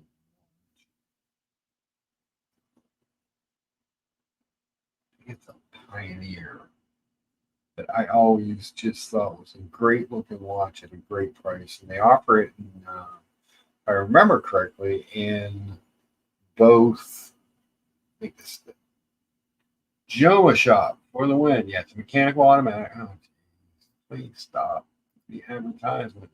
You see the watch. I always thought this was a good looking watch for around $1,000. And they make a bronze one that's a couple bucks more, but for a Hamilton Aviation, it's a Khaki Aviation Pioneer. Actually called. I always thought it was a nice looking watch. It had that kind of texture, pebble texture dial, cathedral hands, stub seconds, fully mechanical. If you're looking for a cheaper pilot's watch, I would recommend this over the Hamilton that they showed. I'm not a big bronze guy, but if you like bronze, it is available that way. So for a couple $100 more. Same watch, just in a bronze case, but I prefer the stainless. And I just thought that they did a nice job of this watch. Simple, just piece. And I've heard some people complain about the number of clicks to the bezel. What the actual complaint was, but 100% of the watch call, the main watch community it reminds me of the Tim the Door Painter as well. And I think it was a dig. I think it was because somebody told me that he changed the watch community to the UK. That's where he put the UK watch community. And that being the case, it made it a who's a jerk? It was more of a dig. So when they said they could get the watch community name, because the watch community used to be more Mathis channel than Tim, even though it was under Tim's umbrella. So I think that's why the name change came about. But I thought the Colony was a little bit better of a name, and it had a little bit of meaning behind it. And again, the branding. If you're going to change the name, you need to change the branding of the channel. Just my opinion. Can you pull up a Rolex Turnograph in Jubilee? Of course. But before I pull up a Turnograph in Jubilee, I will say my first Rolex was a Turnograph.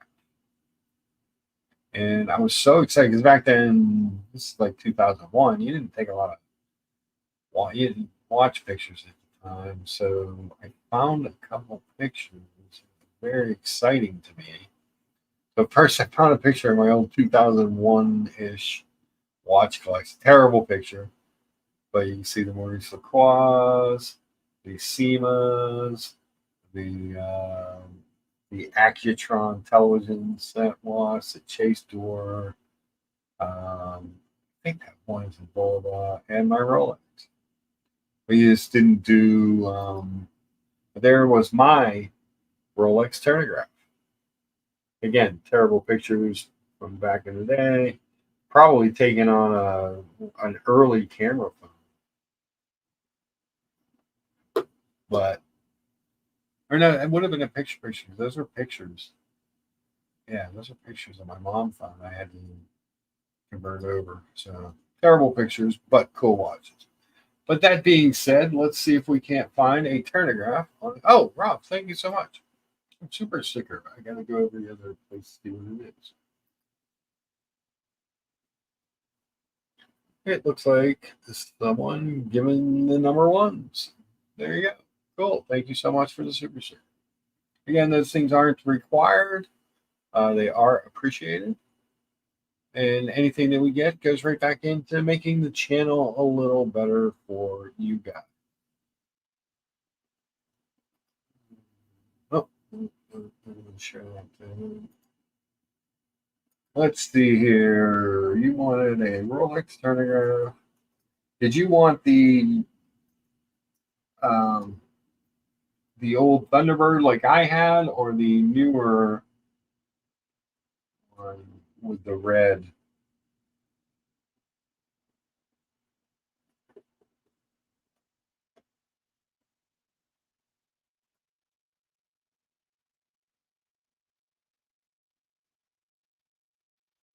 Pre-owned one at Joe Shop. I always thought these were nice watches. I wish that they made these in a 41. Oh, am I not showing it? Might help if I showed it. Jeez, oh Pete. This is why I need a co-pilot. Here's a Turnograph on the Jubilee.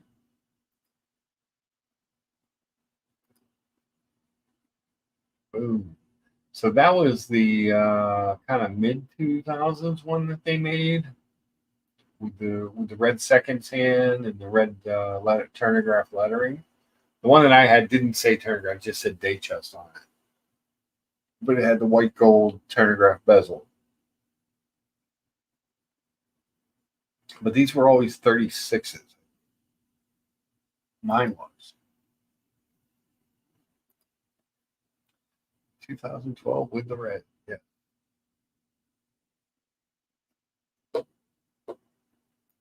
Marco loves that particular reference. Yeah, it's a good looking watch. I like it's kind of different. You know, you can say the Datejust straddles that sport dress line. You can honestly say that the Datejust, if you had to have one watch, you could live with just the Datejust. And this one kind of gives you the bezel, some white gold, and but a little more traditional Datejust look with just a little bit of sport flair with that red second hand and that red text. I think these were nice looking watches. I remember when these came out being so bummed that they didn't offer this in a 41. I had my 40, I might have my Submariner when these came out.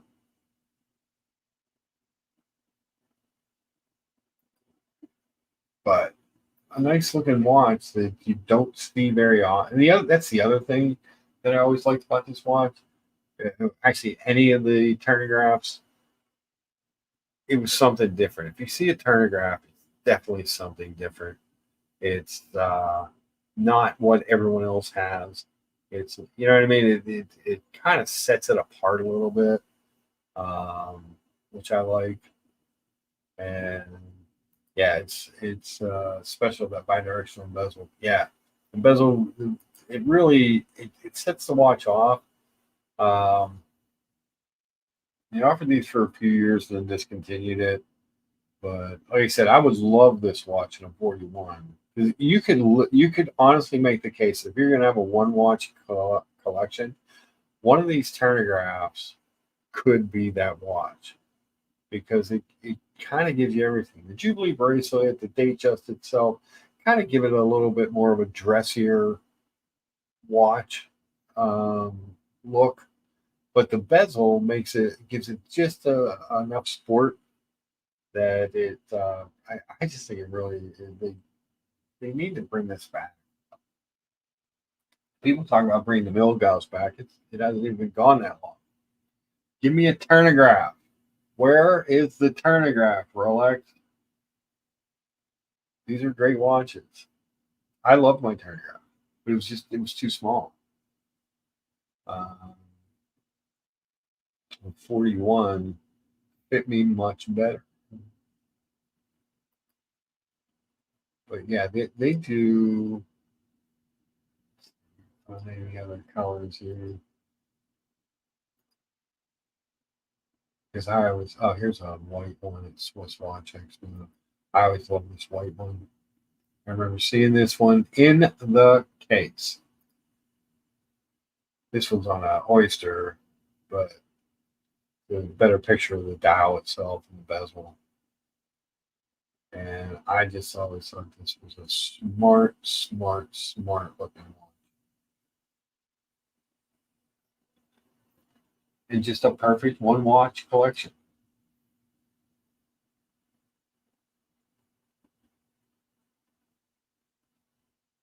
Al Lee says they should bring this back in the 41 along, new colors. It would sell. It would sell out quick. This red white was so good. Yeah, the red white was my favorite. The red really popped off the white. The white was really white on this. It wasn't one of the duller whites. It was just so. He said it was so good. It was a good watch, good looking piece. I would love to see this come back. I would love to see it in a 41. Like I said, my 36 turnograph, the old school Thunderbird turnograph, it was cool because no one had it. You know, that was one of the things when I looked at it. Like nobody has this. I see Datejust all the time. I see the Mariners all the time. Back then, you couldn't give away like a GMT manager. Those would just sit there. But yeah, Omega should steal this for the AT and put a sport bracelet on it instead of the butterfly. You know what I mean, Kyle?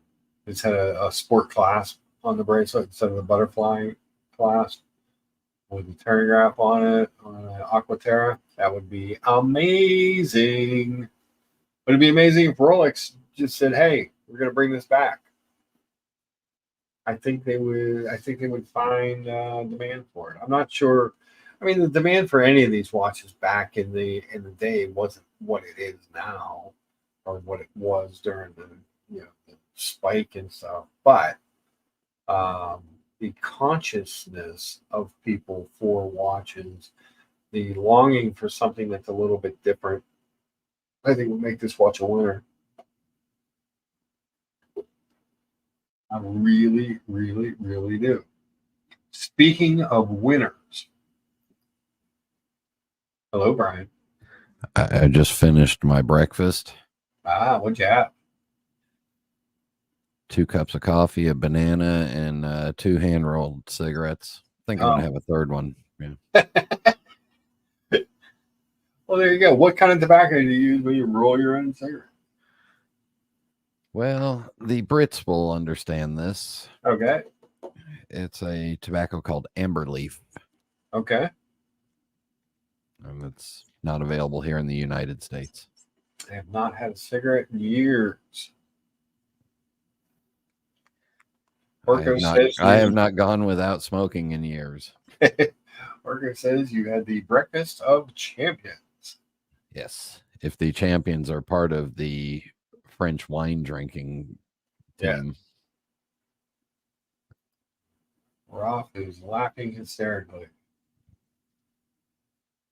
Rolf, I would love to get a better picture of your Patek Philippe. If you get a chance, if you have one, send it over to luchabedic@gmail.com.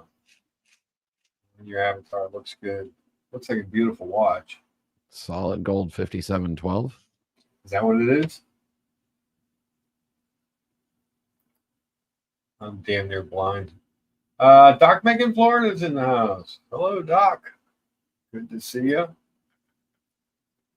Don't forget to hit the upvote button on your way in and around of the stream. How's things going with the pipe event planning? We are in the eye of the storm right now, so everything's quiet. Oh, okay. All the damage that can, the die is cast. Everything's been organized, planned. Now we just wait, and the next about 10 days, we start to get delivery of all the stuff we ordered, and then we find out if just the quiet. Yeah. The proverbial calm before the storm. No, we're in the eye of it because the chaos of all the organizing and everything and all the reservations and booking and everything is done. Now we're just in the eye before the back wall, before the back half hits us. And here's a two-tone turnograph on you. That was good looking watch still. Yeah, but I don't know. The red second hand worked as well on the two-tone. It was good looking. I like the red second hand with the red date wheel. Yeah, I think they should bring these back. I just think, especially for people who are looking, there are a lot of people that have a watch or maybe two watches. This is a great one watch. This would also satisfy those that are kind of looking for a smaller Submariner. Yeah. Yeah. Maybe bring it out, and I don't know if I'd go all the way down to 36, but maybe do a 39 case or a 38. Yeah. I think that would be a winner. We've had, Brian, you've been on with me a few times when people have asked about these. Yeah. There seems to be a market for them. I've kind of followed the market on them for several years, thinking that if I just wanted a 36 date just, I'd rather get one of these instead. Yeah. And the values are kind of holding steady, and they're just kind of, you'll find some interesting dial combinations and bracelets and stuff. And yeah, you can do two-tone, you can do stainless, you can do, I think the bezel on all of them is gold. Even the stainless is a white gold bezel. At least mine was. And the different colored dials. There's a lot of different, you can do Jubilee or Oyster. It's just, it seems to work. It seems like a good watch. Should Swatch sell Breguet back to Beaver? It was Blanc. And so happy. No, that was Blanc Pun that they bought from Beaver. Blanc Pun. Yeah. All right. Cal D likes this two-tone Jubilee. Frank Cannon's back in the chat. Good to see you, Frank. He says he likes that red date. Yeah, it's different. It's something that sets it off. It's different.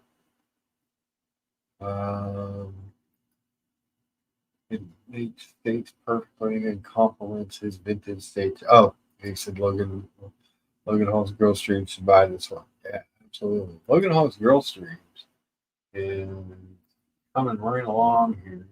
The channel's doing. Yeah, look at that. Real quick. Look at that. Got some action on there.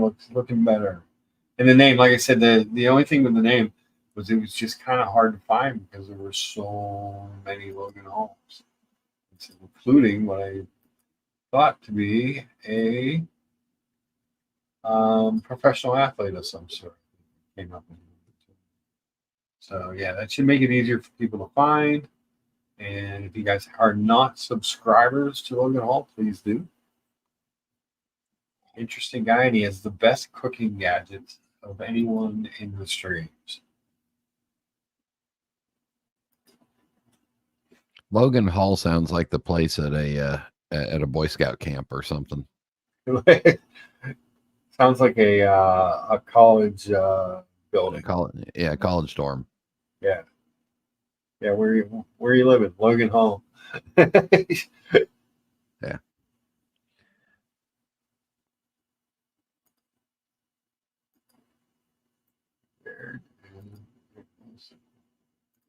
But yeah, these turnographs, I'm a big fan. I can get behind that coming back.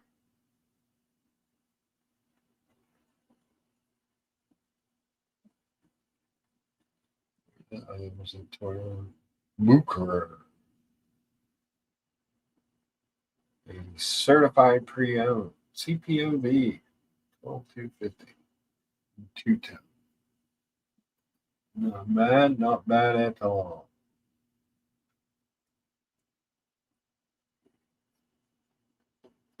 Worko, yes, chimichurri. A chimichurri sauce was definitely being made on Logan's grill streams. But yeah, I think there's a lot you can do there to attract some new viewers. Who doesn't like that? If you're going to have a channel, you might as well have people watch it. Right, Brian? Whatever you said, I was just reading something. Oh, okay.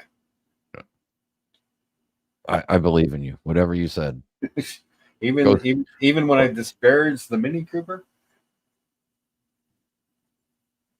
I hope the Steelers just collapse. I was going to be nice, but now you went heavy. I actually want that. I really wanted them to be like 1-16 this year and draft high. You know, that was my goal for the year. But they won their first 2 games.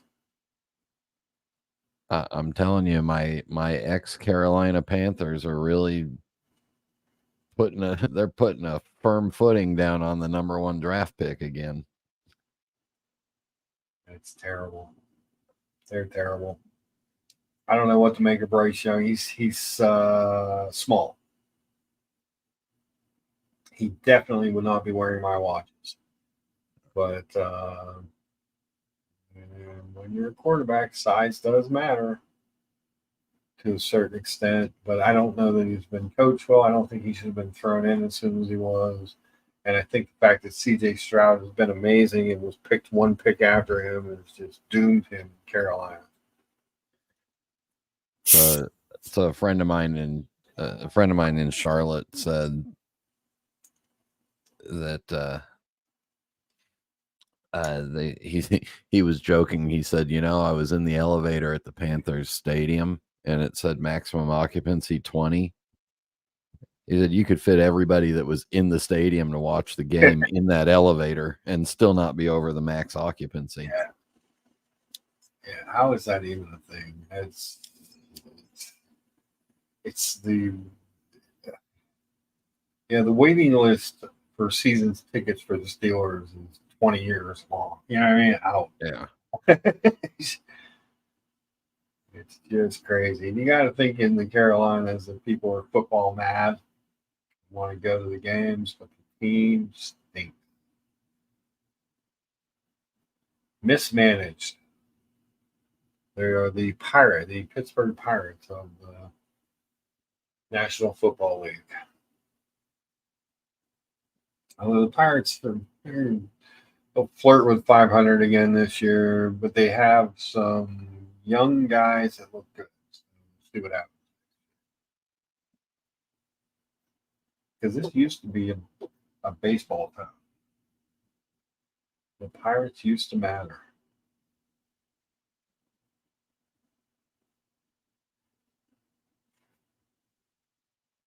But alas, that is not the case anymore. Damn Pirates. Have a lucha.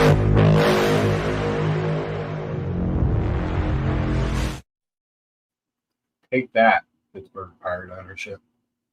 The Nuttings. Terrible owners. But any other watches anyone's interested in? We did some turnographs. We did Hamilton.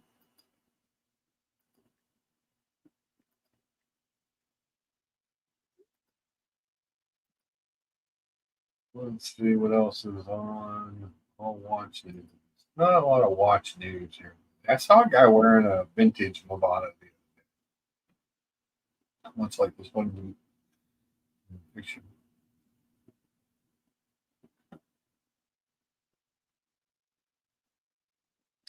Oh, I won the Disney World Flex War yesterday. Oh, did you? Yeah. What were you wearing? Well, there was a younger guy that caught his watch caught my eye. It was a Batman on Jubilee, Okay. Batgirl. Were you wearing the meteorite? Yeah. Yeah. Yeah. And he caught an eye of that and he said, Rolex? And I said, yeah. And I showed him. He said, I've never seen one in person. I don't recognize that model. Yeah. Yeah, it's true. And apparently, Worn and Wound was out with Alpina, Boulevard, Accutron, and Frederic Constant for a night out in Nashville. Alpina's a brand I always. I like a lot of Alpina watches.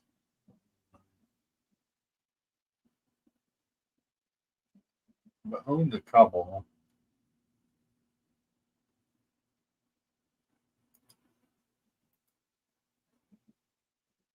Watch on which says the Mont Blanc Geosphere 1828. Let me look it up. Nope. That's a fun watch. Is it? Yeah. And I saw one recently for like $2,800 to $3,000. I was like, ooh. I think that's the right one.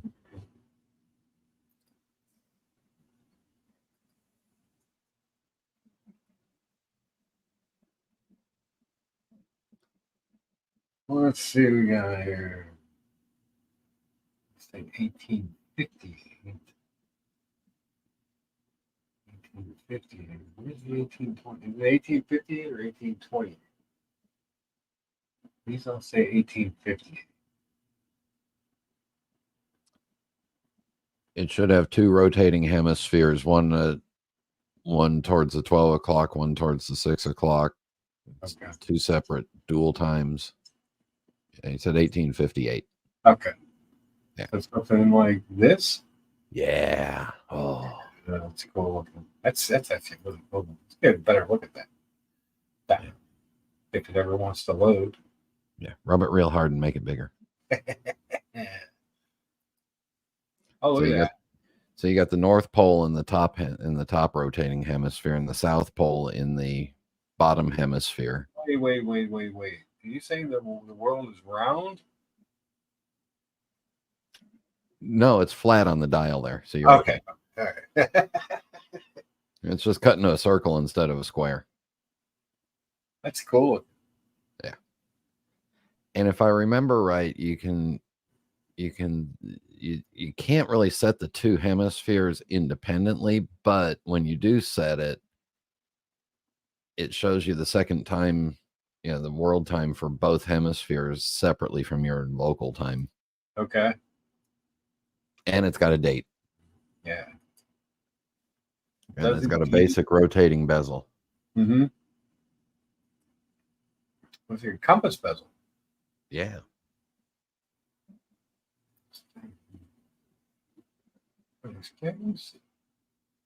Yeah, I think you can find them on the secondary market for like $3,000 to $4,000. That blue one's really nice though. Yeah.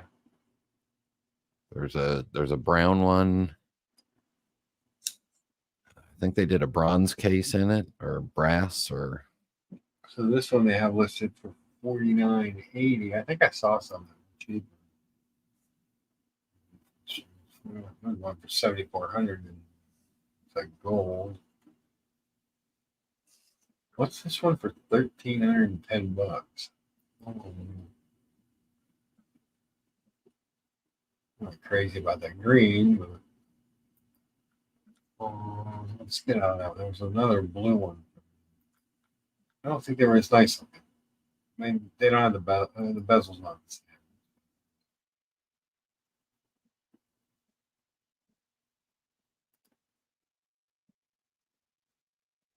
Where was it? Where was it? Where was it? Where was it?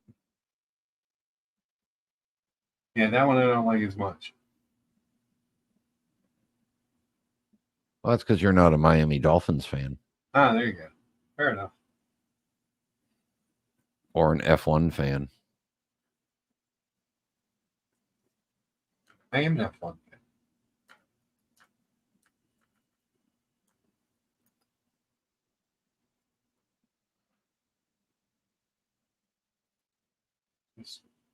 This Yeah. is smart. This isn't a geosphere.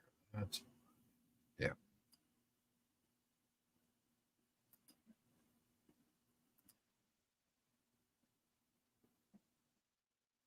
Yeah, there's a black dial with the with kind of the creamy loom markers. ooh. Black dial with Fotina. Fotina is good for breakfast too.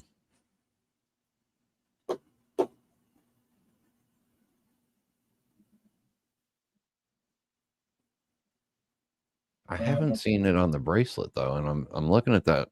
There's one on Watchfinder on a 5-link Jubilee-esque bracelet that looks pretty interesting. Cool. So Watson Wood says, perhaps a discussion point. Why don't people respect Mont Blanc? Feels like they are second in line after Hublot. Is it because people really associate them with the pen Yeah. part of the company rather than the watches? I've seen some Mont Blancs in person that I'm like, that's a nice looking watch, But I never thought I would like to own that. If that makes sense. Yeah, I'm right there with you. I don't think they're like. I don't think people make fun of them the way they make fun of Hublots, especially those rainbow jewel things that you like. Oh, you're just like just it. If you were taking any lower shots, you'd be taking off the bottom of my feet.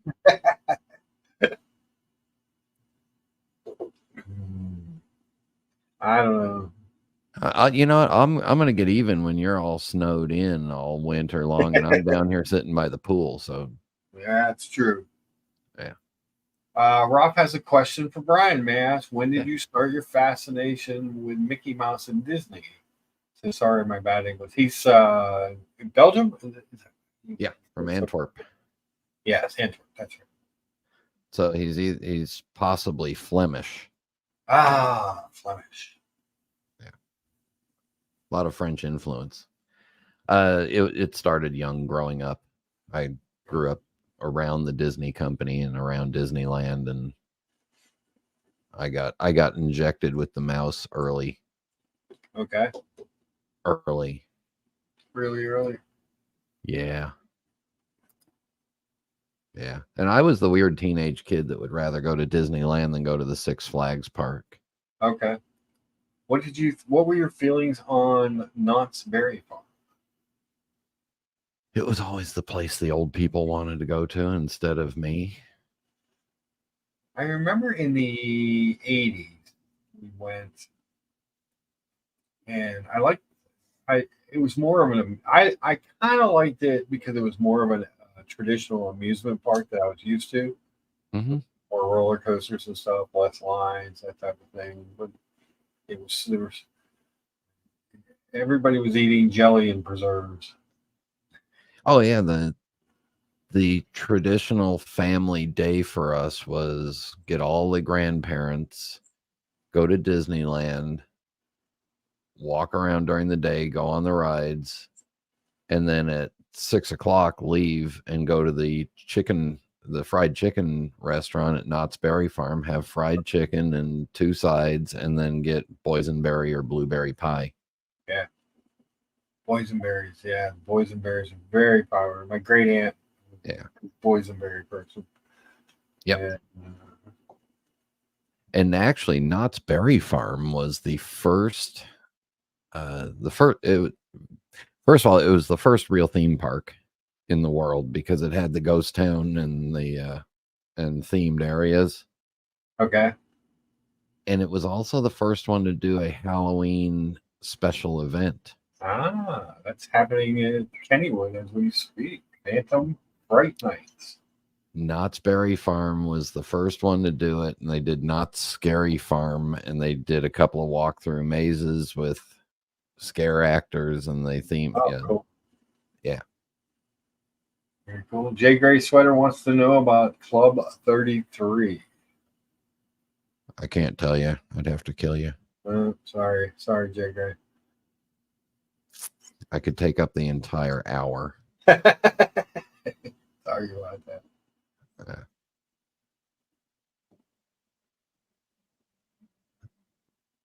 Apparently we have some Watch Nicholas drama. Is he still? I haven't seen him in a long time. Is he still a thing? Sorry, Logan, for making fun. Okay, fair enough. And then Logan said, "I don't even know what Watch Nicholas said because the show is so irrelevant that I didn't know. I thought he quit months ago." I get so confused. I thought I quit months ago. Still, here I am. How many times have you How many times have you quit, Mark? How many times? Wait, how many times have you quit and or changed your channel name or your Instagram name? All right, so I threatened to quit a couple times. So technically, I quit the community and made this channel. Then I did quit for 2 weeks, but got catfish back in. The channel name has changed probably 5 times. We just settled back on Luchabetic Mark. I just thought you're taking low shots at me. I'm going for going in for the kill. I see. Yeah, I'm going to hit you harder than $100,000 Jeep. All right, so I have to ask just to start because I just don't know. What is Club 33? Club 33 was a membership-only restaurant that was built in at Disneyland over the New Orleans Square area. Opened shortly before Walt died. Okay. And it was the only place at Disneyland where you could get a alcoholic drink, but it was a separate private members only club. It was really designed as a place for the Disney company to wine and dine sponsors and VIPs. Okay. And then they opened it up for general memberships. And I think right now the waiting list is about 12 to 15 years to get a membership. Damn.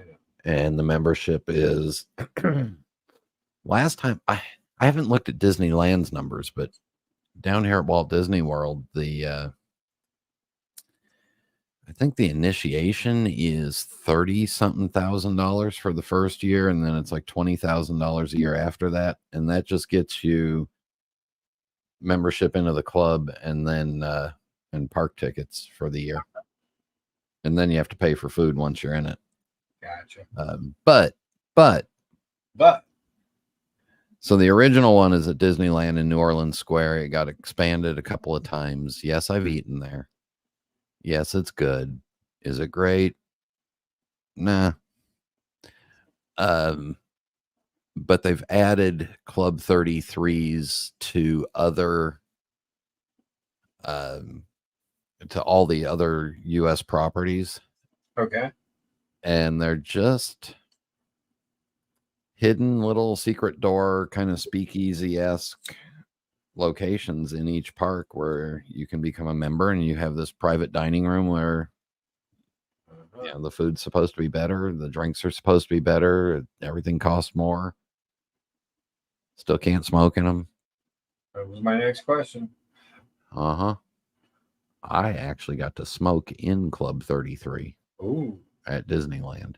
Yeah, because it was 1988. Right. Yeah. And then the name comes from the doorway entrance to it at New Orleans Square in Disneyland. Okay. The address on the facade is number 33, Royal Street, I think. So that's how it became Club 33. Fair enough. That's all I know. Here's another watch I have an unhealthy obsession with. At that price, have that obsession and buy it. The Alpiner Extreme. Nice looking watch. I always think if I want another integrated bracelet, sport bracelet watch, would I look at something like this or a Christopher Ward 12? Those are the two that kind of go through my head. These are just different. I've owned a couple Alpinas. They were very nice watches. I think they're just Solita movements, but it's kind of cool and different. Jay Gray Sutter says now spill the beans. The beans. We want to see the beans. Everyone wants to know how the beans are made. So I ate up there one time as a guest sitting at a table, and I ate up there 2 times as a employee that was stuck there. Ah, very nice. We used to do the Club 33 at Disneyland would have these private parties at night. Uh-huh. And this was back in the days when the park itself would close at 6 or 7 Monday through Thursday. Okay. So if you had a big enough private party and you had the money, we would take one of the Main Street vehicles, depending on the size of the party, maybe the double-decker bus or the smaller or the fire truck, pick you up at the entrance of the park, drive you up Main Street through Frontierland and up to the front entrance, and then up to the walkway to Club 33, park there, let you off, and then in 2 or 3 groups drive you back at night. So there was a couple of nights where I got stuck doing that bus thing and there was no place open to get anything to eat, and it was just me and the Club 33 employees and some security. So we'd all go up to the back stairs of the kitchen and eat.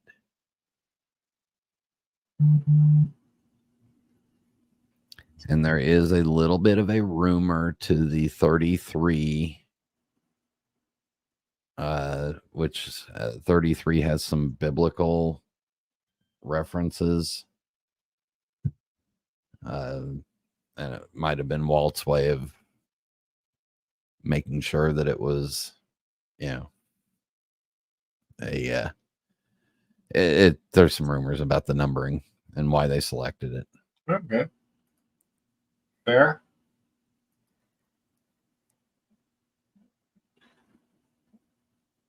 And they also make a regulator model. Why? That Alpina thought they needed to have this, but hey, there it is. I don't like regulators. Yeah, not a big fan. Why do you want to make telling the time harder? Yeah.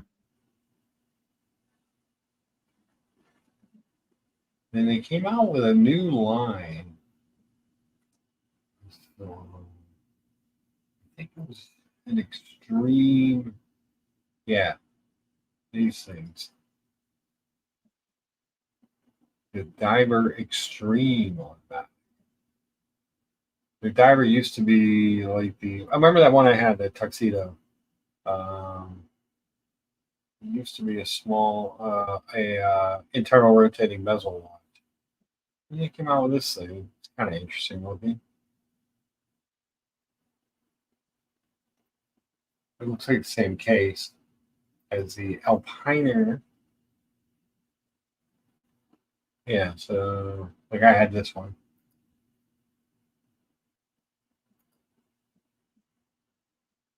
You wouldn't like it because the arrow's only on one hand. Yeah, it looks like the other hand broke. And when the hour hand broke, it knocked the date window down to a weird spot.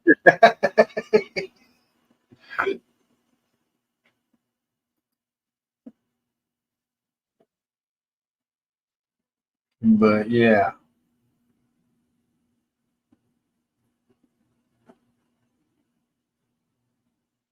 Not sure what the start timer is. Maybe some kind of pilot launch.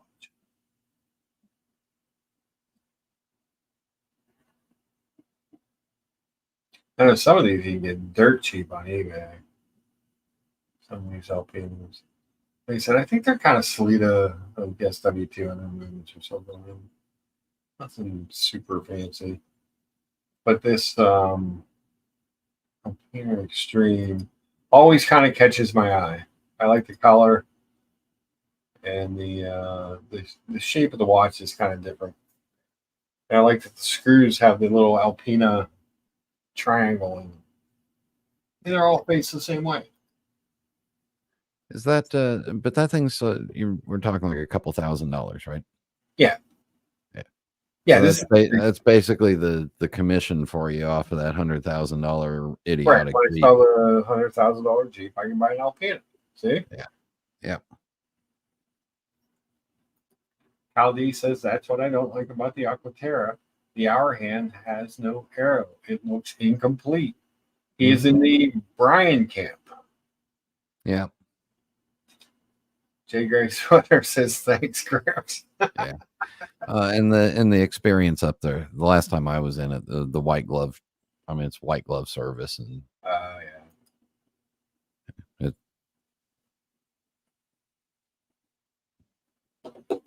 Very nice. Yeah. But that's another one that I like to look at every once in a while. I think this one. I'm really interested in seeing the new PRX carbon compressed whatever one. Oh, so there's two new PRXs. So here, let's pull these up.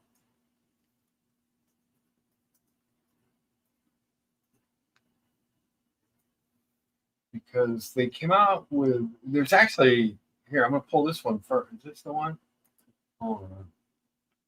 Yeah, this is that chameleon dial. Oh, there it is. Yeah. Yeah, This is the new ombre dials, or yeah, that one's kind of cool.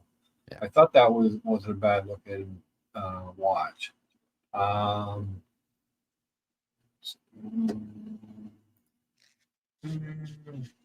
But they came out with that new carbon dial or carbon case.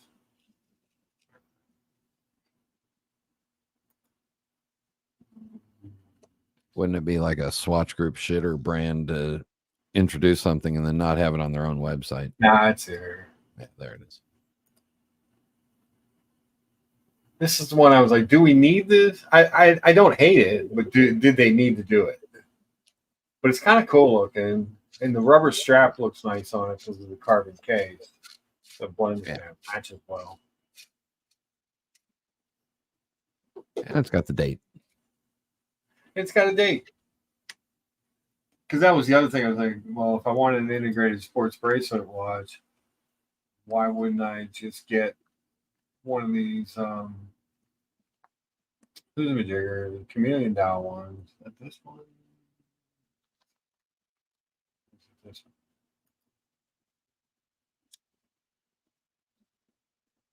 It's this one. For $700, I would get a discount on it. I could just have that to have one too. Why not?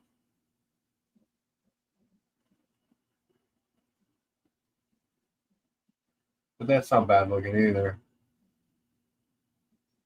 I'm not sure about the carbon. Do you like the carbon one? I want to see it. I'm really interested. It's cool looking. I bet it's really light. I've tried on the Oris, the Pro Pilot, Big Crown Pro Pilot with that gradiated red dial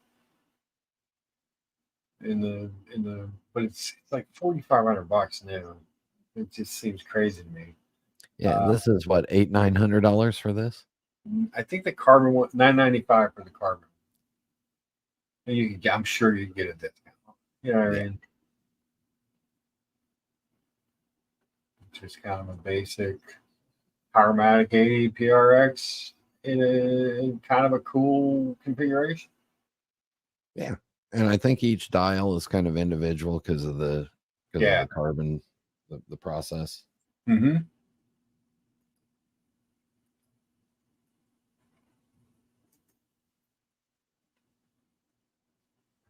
I think I may have one spot in my Fun Watch box that might fit.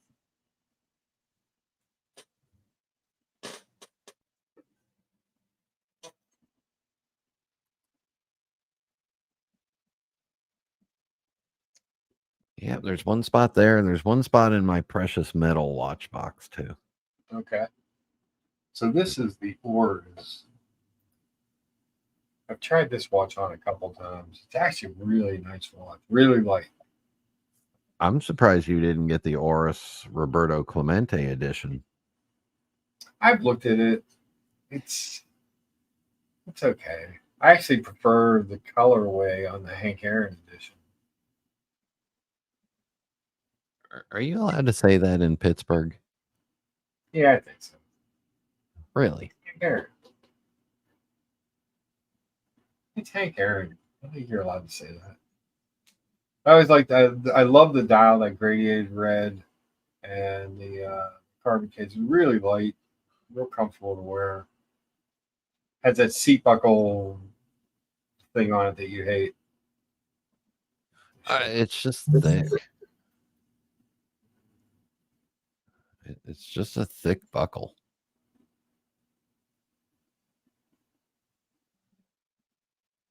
It was a cool watch. It's a cool watch in person. I don't know if it's something I ever really have occasion to wear. Let's see. It's great. I'm getting to watch this color. I'm going to meet it. Okay. Let's pull that one up.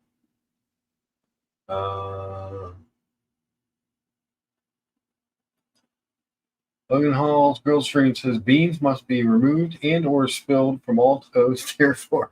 I believe that was a colony demand, and there's no more colonists. They're community members now. They have to be open and accepting. It's like being woke. When you switch from the colony to the community, you become more woke in your beliefs. You have to be accepting of all as a community. Colonists, you're rebelling. You know what I like about the Watch Colony? What's that?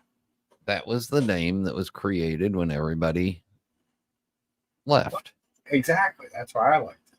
So it's kind of like when the when the American colonies decided to leave England.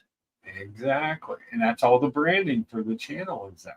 Yeah. We became the United States of America, and then a few years later we didn't change back to the old British colonies of America. No, we stayed what we were. It's a deathly branding issue. Yes. And let's be honest, come on. The real reason they did it is it was a little shot at the former, this former person that had the Watch Community channel. And All right. I got to look up this Mito. So Mito Ocean Star tribute for Kyle.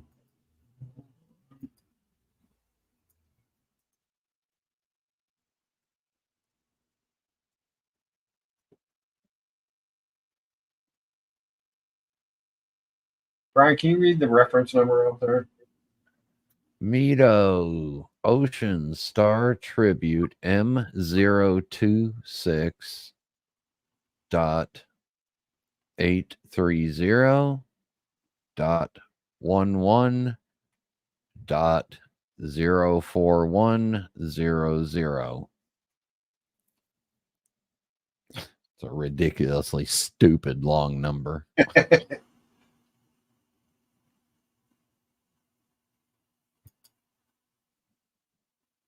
It's got a number for every part inside the watch on that reference number. Is that this one, Kyle?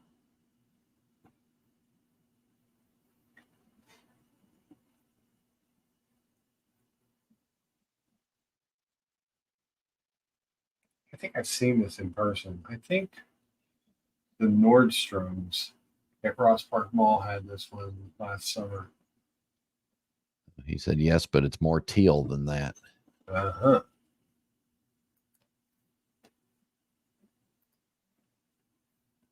Let me see if I can find one that looks more pink.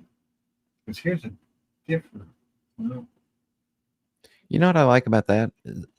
That's a really good one and done kind of watch, oh because yeah, you got something with a nice looking bracelet. You got something with a water resistant case that you can swim with. You got a rotating bezel so you can time stuff, and you've got a day and a date. yeah. So this one looks a little more teal. Kind of depends on one.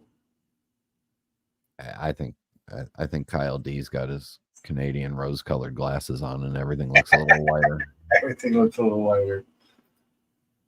Strap. The strap is definitely tealish. Yeah. The notions are on there. It's nice looking watch. Like Yeah. the bracelet. That red hand would look really good with the Canadian tuxedo.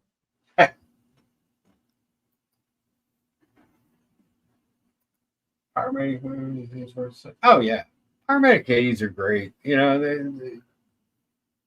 get a little bit of a bad rap because they run at a lower. What do they run at, like 25 3 or something to get to the 80 power reserve? But um, they're good movements, and if anything ever goes wrong with it under warranty, you just get a new movement. But they're fine watches. I've owned a few PRXs with them. I had that Tissot Gentleman's watch for a hot minute too. That was a nice watch. They all ran fine. He says, "I'm scared I'll be bored with it in 9 months." Yeah, that could happen too. You never know. My issue isn't months, mine is hours. Days. Yeah. Oh, I like this. I'll bring it home. I'll wear it for a day, then put it in the box, and oops. Yeah. He had the Gentleman too. He was done with it in 18 months. The problem with me in that Gentleman watch was I didn't wear it that often, but it seemed like I scratched the crap out of it anytime I did because it was so polished. It just really picked up you know, every scratch was so easy to see on that watch. But it was a nice looking watch case. Mark, is there anything more spaghetti bolognese than a date stub? No. It's very plain, just average everyday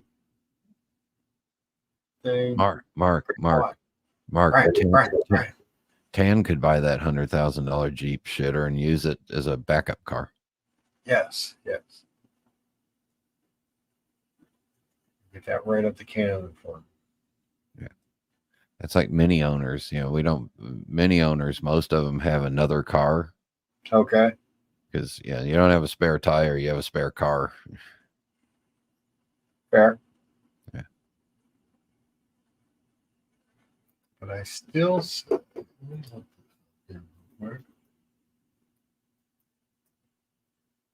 of those Swatch Group shitter style, dive style watches like that. My favorite is Oh, what are you doing in here?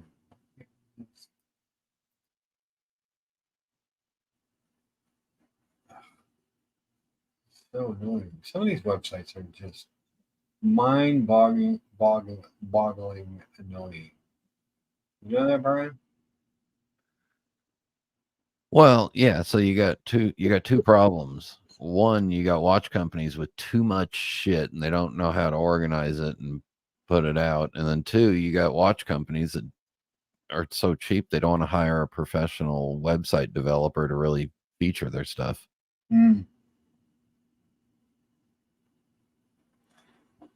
Well, this one will work. they make different colorways in this watch, but I always like this DS Action GMT. But again, the hands. It's a little bit of an error on the hour. That looks like a fake version of a watch I own. I know, right? But they make different colorways. But there's one oh, you know what? There is a Mito. Hold on. It's not that watch. I like that watch, but actually, I actually prefer this titanium. Kind of looks like No Time to Die diver. In person, I saw this in person. The guy had it on. It actually is brighter in person. Looks better in person. But I know what I want to look up. Mito.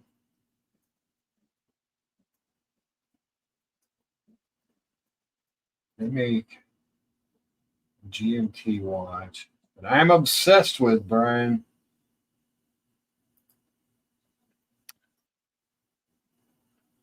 Link for the IWC Aqua Timer Recovery Group.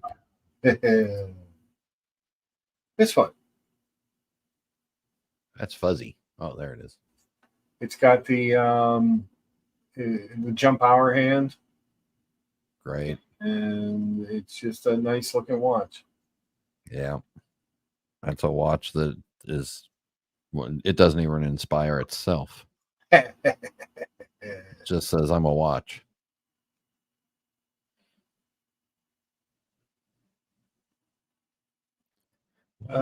Tan says, Mark, to do the 36 millimeter and 30-day challenge, wearing a small watch for 30 days to report back if at the end he still feels emasculated. I feel emasculated by the 39 millimeter CK859. I can't even imagine how I would feel with a 36. You know what I mean? A 39 feels tiny on my wrist. Well, with a 36, I'd start wearing a bra. That reminds me, I got to call the watch repair place this week and see if my 34 millimeter backwards goofy is done. Ah, there you go.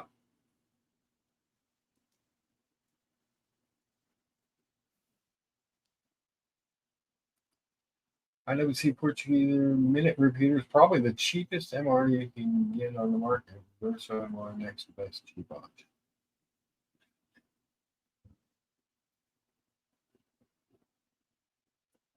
Hey, look, I found my little light. Yay. Yeah, here, I'm going to myself big. I love the loom on this watch. Boom.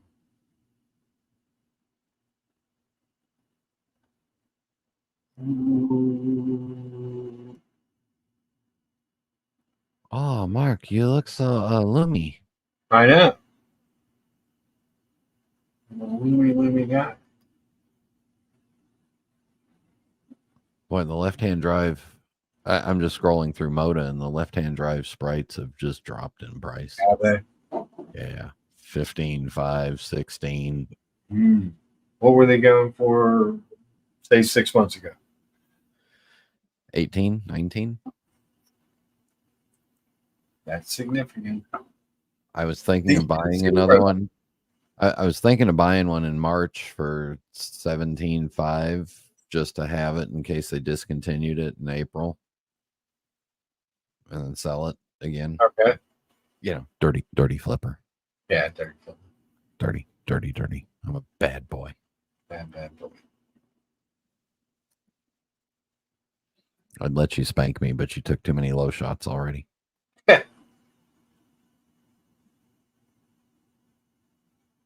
There's the Ocean Star in blue, not on a bracelet. Cool watch for the money.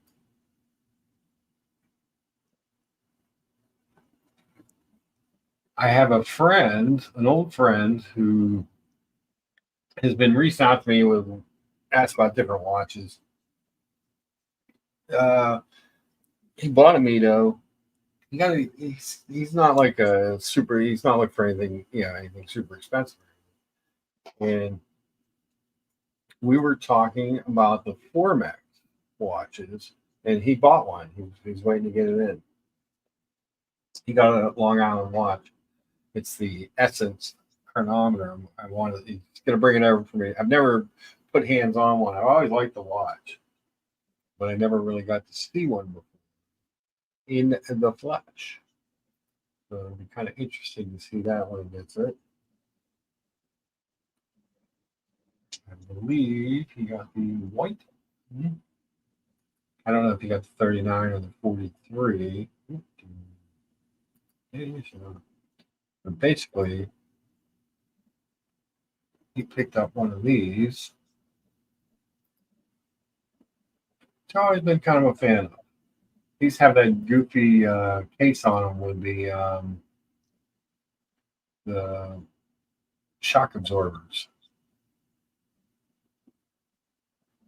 A nice looking watch. I think he said he paid around somewhere around $1,300 for it. The Sleeta chronometer grade.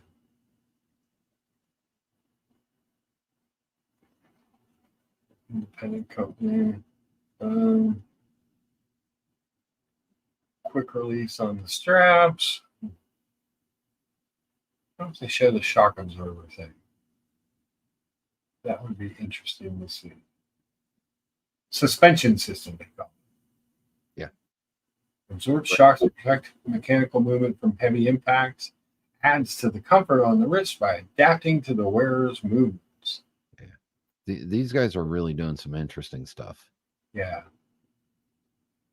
I'm a fan. I have been, but I've never seen one in person.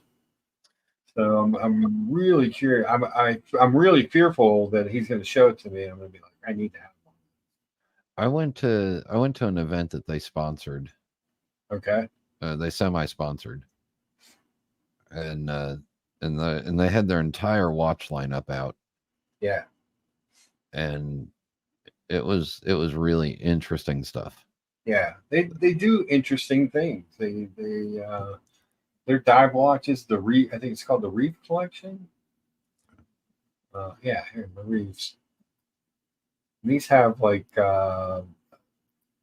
interchangeable bezels and things on these watches. They do the Reef. They do a Reef GMT. They're just kind of cool watches. I'm not crazy about their field watch. It's a little bland for me, but it's this field automatic. But it's cheap, $1,000.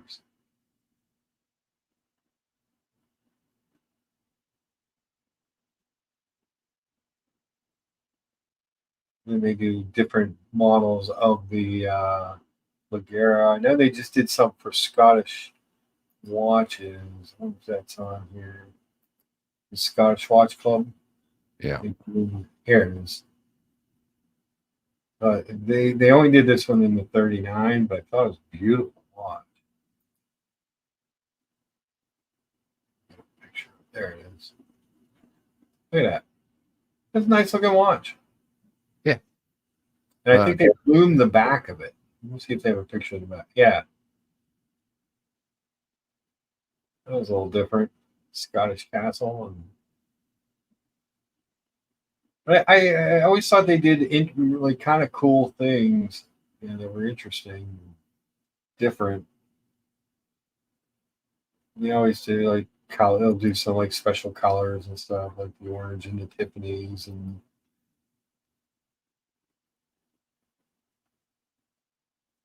I don't know. I've always been kind of a fan of the company, so I'm anxious to see it. Afraid that I'm going to buy one when I do. I cannot say anything bad. Yeah. Except there's a lot of competition in that price range. Yeah, there is. Watson Wood says, when I got my 36 millimeter Rolex Explorer, I lifted the cardboard watch holder in the box. And there was a tampon hiding underneath. That's how I knew it was a watch.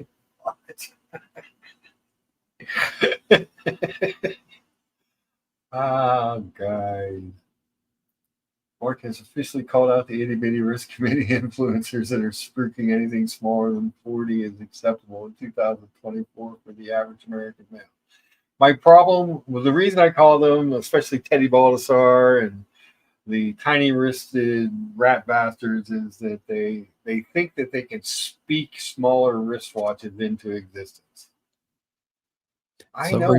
remember when you're talking about Teddy or Hodinky or Tim Masso, any of those guys, there's always an ulterior motive. Yes. And there's two sides, the two ulterior motives that I can see. One is they've got to look, they're always looking for new content, something new to cover, or something they haven't covered in the last couple of years. So they recycle stuff. So if they haven't talked about it in a couple of years, they start talking about small watches. Or two, they look at their fucking inventory and go, what have we got that we need to sell now? Let's spruik this shit. So there you go. Yes. Patel says in 60 years, wrist sizes have grown 7 millimeters. By 2084, our great grandchildren will be wearing 50 millimeter watches. Panerai makes its final return. Yes. And 60 years from now, we will have all swallowed the Tesla chip and we'll all have everything internally triggered. Yes. New charger will be out soon. All electric. It's a shame. I like the look of it. It looks like an old charger. They're making a 2 and a 4-door version of it. Let's see if I can pull one up. Yeah, I don't think my wrist size is going to expand.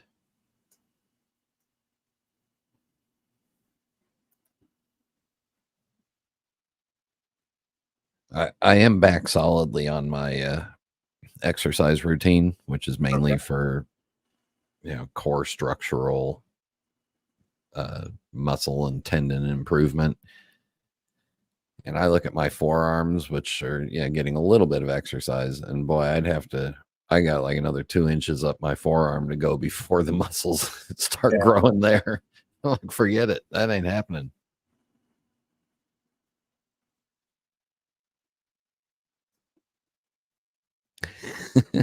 Watches on wood.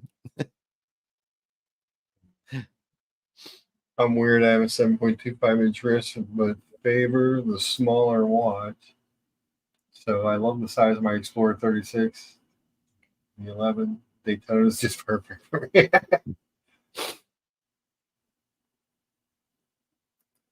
Your artifact says, even though I will always be a fervent proponent of the small wristed rat bastard crew, I will always consider Mark a friend of mine.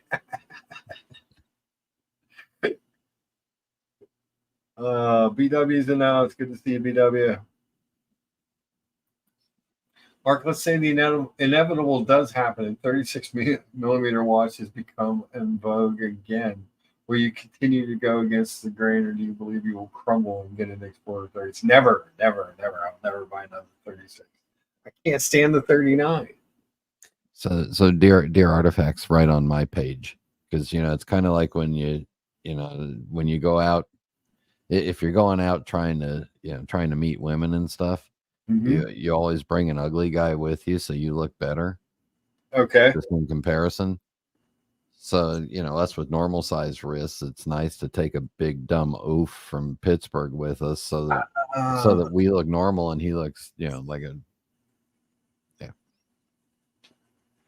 But in that case, Brian, I'll just go like this. I'll say, you know what they say, big wrist, big feet.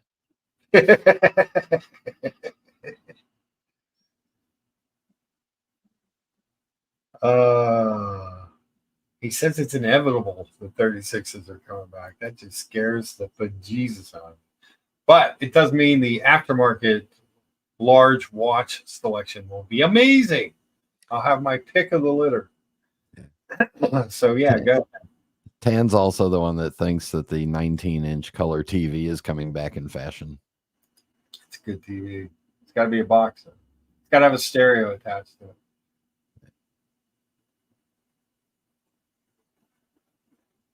You know what I mean?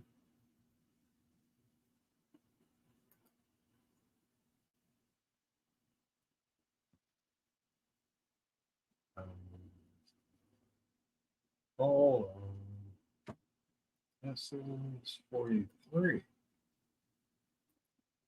I want the big S.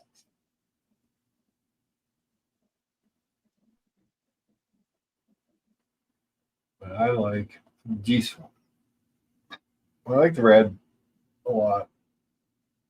The malachite, I think I would get tired of.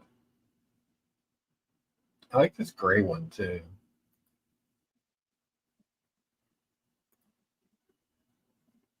It wants to click over. I thought this was a good looking watch. Subtle.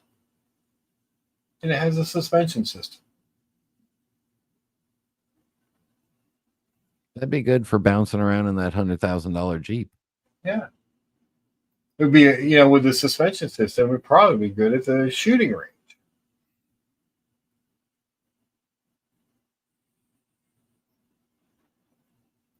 I don't know I don't know what caliber you're shooting, but you really don't need much of a suspension system. I can dream. Okay. Logan says America wears his size 26 shoes. Big rest checked out.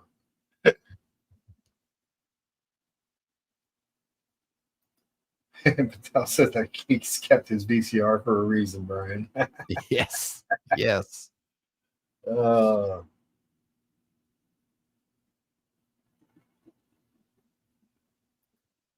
America can put his shoes up for rent when he's low on cash. Can fit a small family in them. I gotta dig my 8-track player out just so I can get my Glenn Campbell greatest hits 8-track and play it. Yes. Watch his own wood says my theory is you buy a Rolex for its wearability. The smaller size makes it more wearable. Does it though? Makes it harder to read the time. I'm getting old. My eyesight's gone. I've been 20/20 all my life. Now I can't read the fine print. I need a big watch. Old Milk says when pocket watches come back in fashion, all are going to really look silly with your wristwatches. We all carry watches in our pockets now. A date night with Mark comes with a masterful breakfast, though. I don't think I could compete with that. Yeah. The food is hard to compete. Can I tell you a dirty little secret from last night? Shoot. We were around the house all day. Mm-hmm. And we're getting ready to go over to the Magic Kingdom because we're going to go see the fireworks and have dessert and go on a couple of rides. Cool. And I was picking out the watch, and we get over to the Magic Kingdom and the fireworks are at 8:30. Yeah. And we're walking in at like 7:50 something. And I looked at my watch to see what time it was. And it said it was 7:50 something. I was like, shit, I wonder if I said it right. So I pulled out my phone to double check it. You double check against your phone. I do that. Yeah. I do that with the CK because it's the manual line. I'm like, oh, that's right. Because one day I was at work and I look down, it's 7:45. And I'm like, 15 more minutes. And everyone's like, can we leave yet? And I'm like, what do you mean? And I looked at my phone and it was 8:05. My watch stopped. Yeah.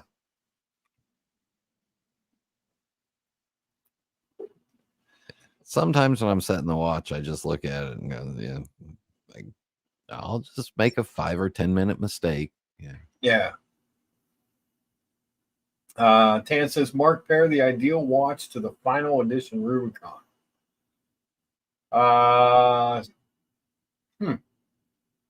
The AP Royal Oak Offshore, the Terminator edition.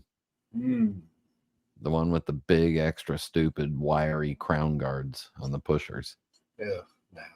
Rubicon's a good looking Jeep. Let's see. I had to pair that watch or pair that Jeep with a watch.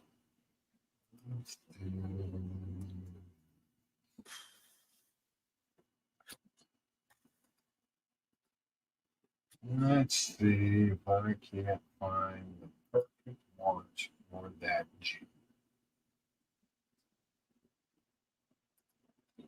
And we're going to do a Planet Ocean.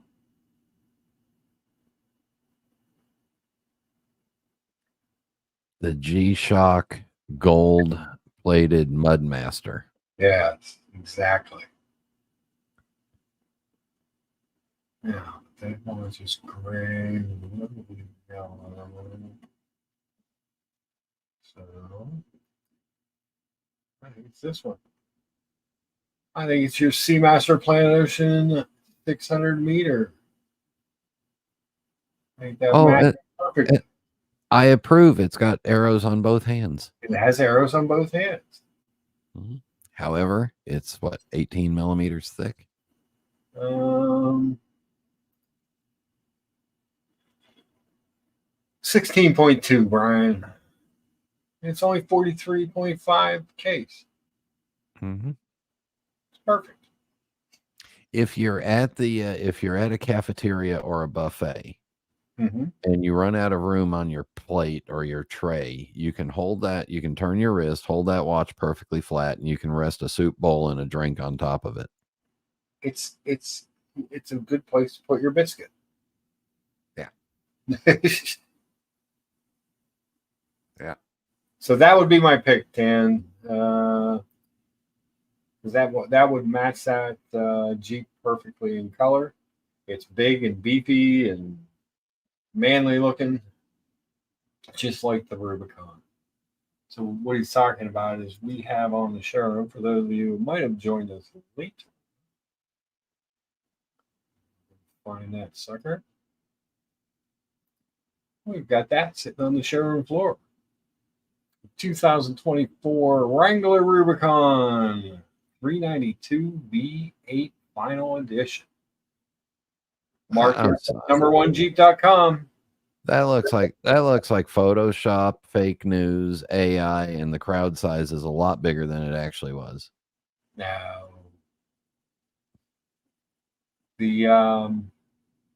so the red Grand Cherokee sign at the top right there behind the pink, the Tuscadero pink Wrangler, that's where my office is. That's a big Jeep, fast Jeep.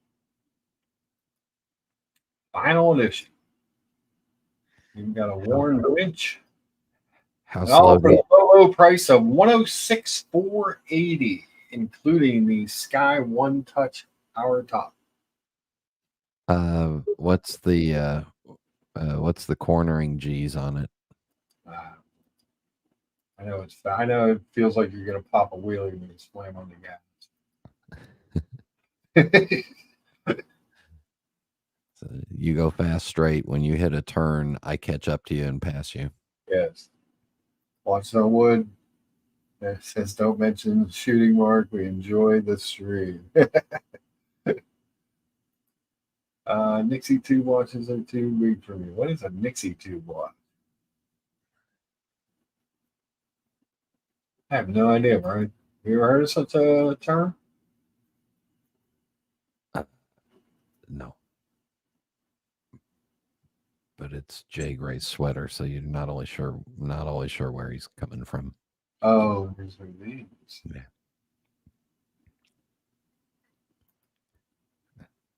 He might have had too much Tim Hortons and is on a different planet. Yeah. Yeah.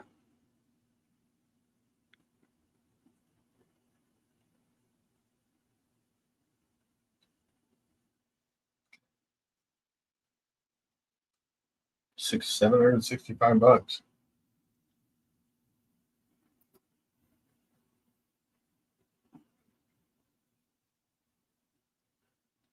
Old tube digit display.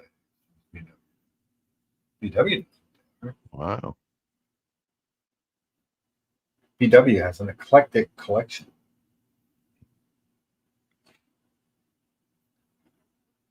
He has my favorite out of production launch.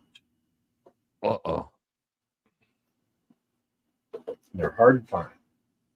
Hard to find a nice one. He has an IWC Aqua Timer? That's still in production, Brian. That'll never be out of production. Great watch. Now he has a Tudor North flag. I don't know why I like that watch, but I do. It's a better looking version of the Ranger. Yeah, that.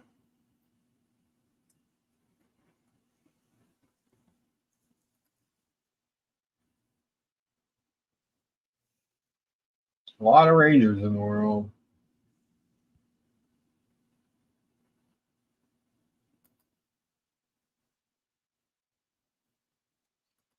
I haven't looked through watches in about 5 or 6 days. It's been nice. What happened? I got busy and happy with other stuff. I always thought that was a good looking watch. Yeah. Display case back, which you don't find on a lot of Tudors. I think it's a 40 or 41. Well, collectors up in New York has the white dial version of my 39 millimeter Royal Oak. Aha. Now you said you have to be careful with them. Well, it's got that single clasp, the little push button. No, with collectors in general. Oh, yeah. I mentioned once. You said you have to do your homework or something. Yeah, do your homework. The minute you get something from them, have somebody independently look at it. Okay. I don't have it. I had them send me one watch that was inoperable.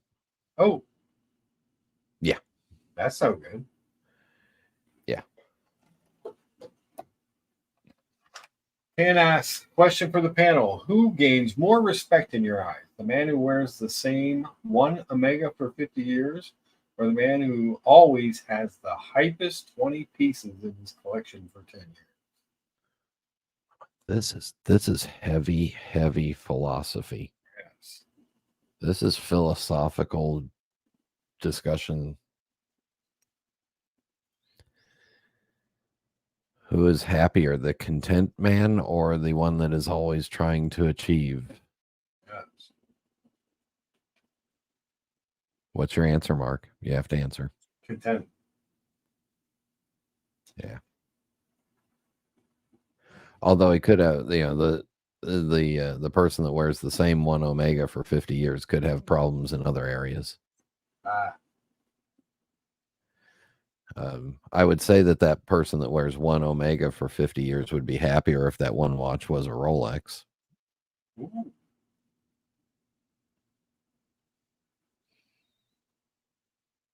I don't think.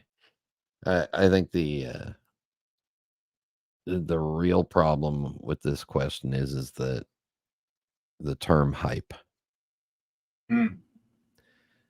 Because hype hype indicates that you're trend chasing or fad chasing.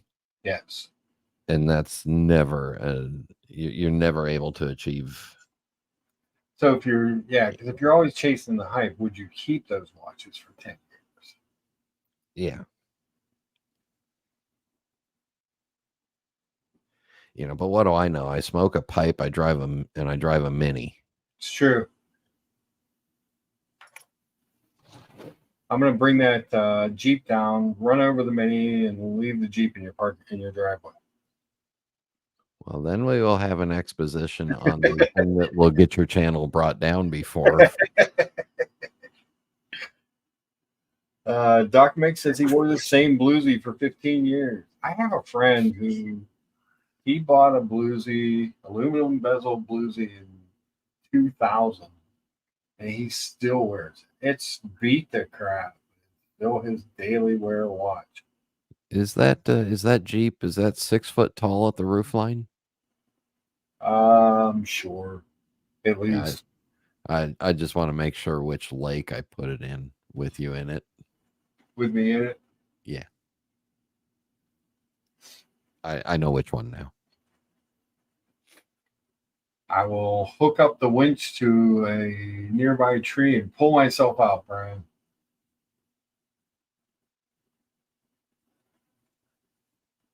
Good luck.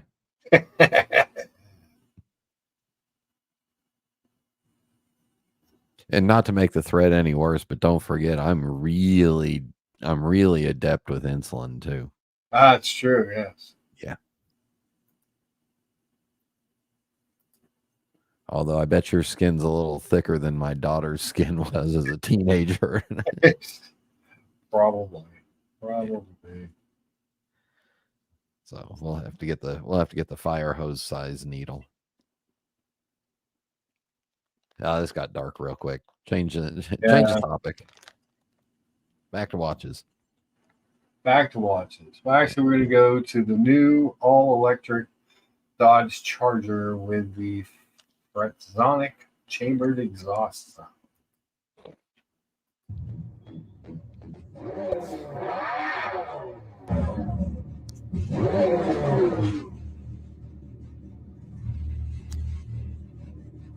It's changed all electric. It's kind of a cool looking car. It looks like a throwback.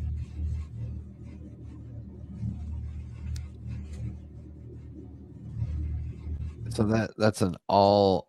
It's an electric, so that's a amplified and digital sound that. Yeah. Yeah. They call it Fretzonic.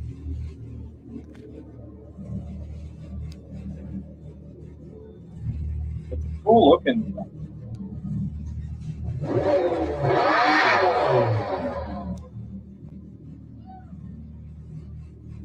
Is it rear wheel drive or all wheel or? All Can you shut off the front?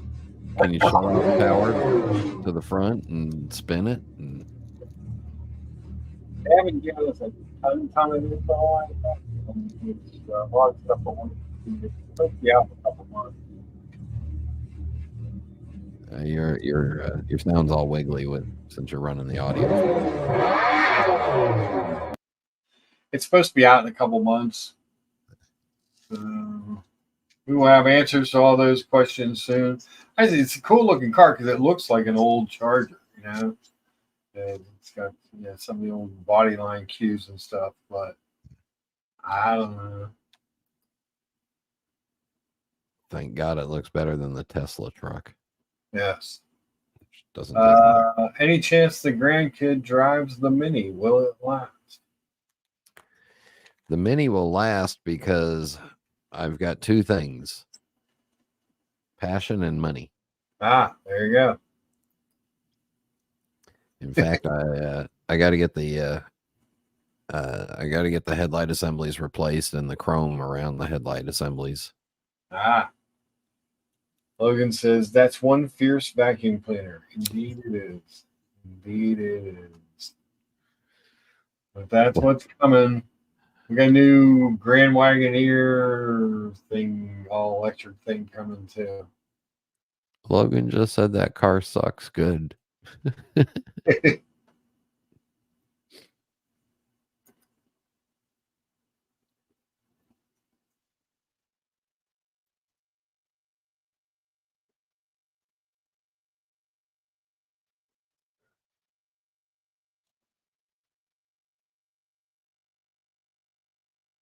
Yeah, the Wagoneer S. There it is.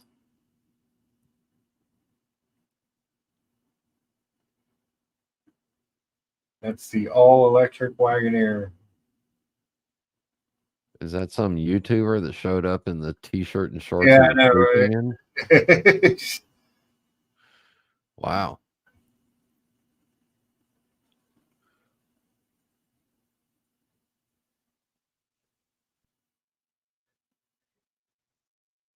That guy makes a watch YouTubers wardrobe that we know look good. Yep. It's true.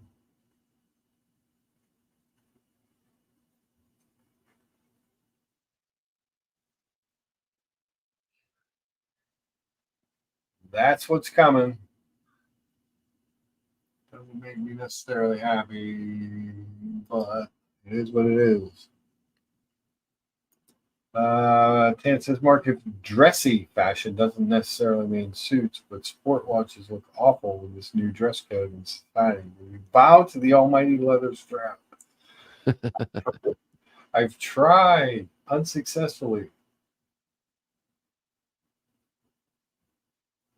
Ooh, Patrick Queen just made a nice tackle on J.K. Dobbins.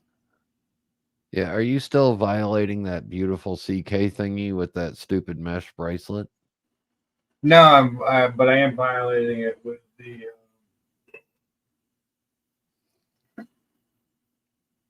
It is still violated, just because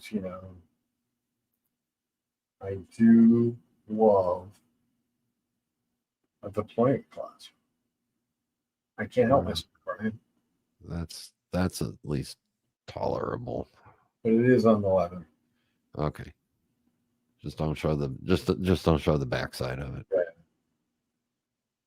It's just, it's tiny. It's teeny tiny.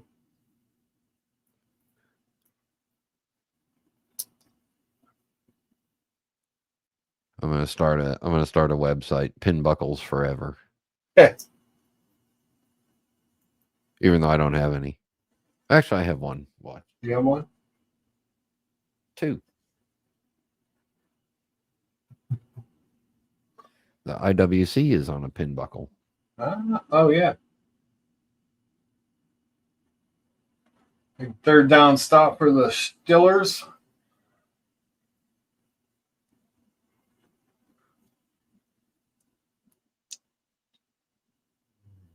It's never set. AP Royal Oak 42 millimeter titanium ghost for $25K.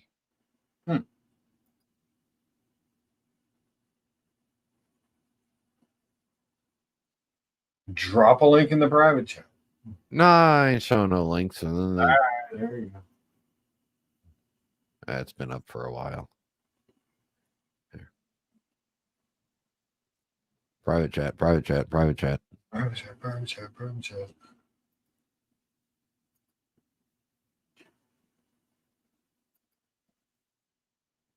That's got the pin buckle too, so I could wear it. There it is. And the dreaded pin buckle. I like it. Who wants a pin buckle? Me.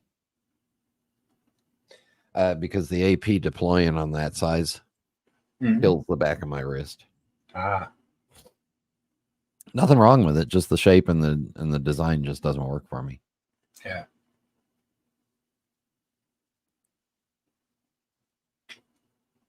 You realize, Mark, half your chat is Canadian.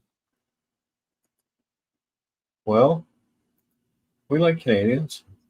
Have you said we like Canadians? Jay Gray, Dear Artifact, Kyle D, Patel Philippe. And says, Mark, if you ever come to Montreal, we'll take you to Heron Bespoke and we'll get you whatever you want to custom make in leather to change your mind. And they'll even throw in a Montreal smoked meat sandwich on rye. Now that sounds amazing. Is it Schwartz's? Is Jay Gray sweater? Yeah, Schwartz's or Rubens. Good Rubens hard to beat too. Yeah. Jay Gray sweater says, take him to Opie du Cochon. Okay. Brian, you would love it. You can still smoke cigars in lounges in Montreal. Yeah, but they speak that hillbilly version of French there. Now, watch this on wood. If I not made this abundantly clear, I am an absolute oaf. With a big oaf wrist. Justin Fields scrambling for 4 or 5 yards. It's football time. If you guys don't have it, or if you see it, flip through if you have cable or wherever you have for your TV. If you have the NFL Red Zone, that is really the way to go. Like I'll usually start off and watch the first couple Steeler drives, and then I'll flip over the red zone and just watch everything. Joey Bosa hurt, going off the sidelines with an injury. That bodes well for the Steelers. Not that you want to see anybody hurt, but he is their best defender.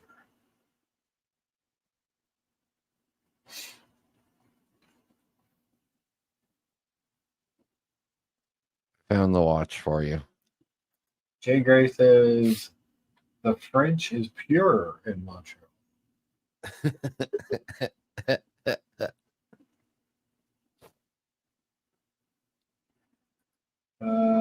Quebec. Here, private chat. I want to see the Nordique.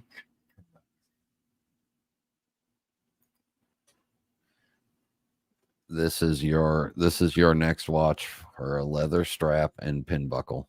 Oh wow! I don't like these watches. It's a 48 millimeter. Oh, I get that. I mean, I like the size of these things.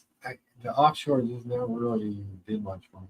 And honestly, the Royal Oak in general, I only like the bracelet. I don't care for the face and stuff. It's got that hornback ridged leather strap with red stitching. Oh, 48 millimeters. Yeah. Shaq. The Yeah. O'Neal. And look, they spelled out all the numbers on the dial. So you got 1, 2, 3. The only one you're missing is a 6, so you don't have to guess. And then they also spelled out the subdials as to what they're doing for you, so you don't get confused. So it says, the top subdial is the seconds. Yeah. Then the one on the left at 9 o'clock is the minutes, and the one at the bottom is the hours. The only thing it didn't do is tell you that the date in the date window is the date. Yeah, Yep. It spelled it all out on there for you. And then because it's Shaq, they numbered it 1, 3, 2, 4, or 5. So I was kind of curious what the red 3-2 was. Now it makes sense. Yeah. I mean, this would piss off everybody in Pittsburgh, but you guys don't care because basketball, whatever. Yeah, we don't have a basketball team. We have no basketball. There is supposedly a 25 Durango in the works. I haven't seen much as far as what it's going to be. But Doc, as soon as I get stuff, we will obviously show it.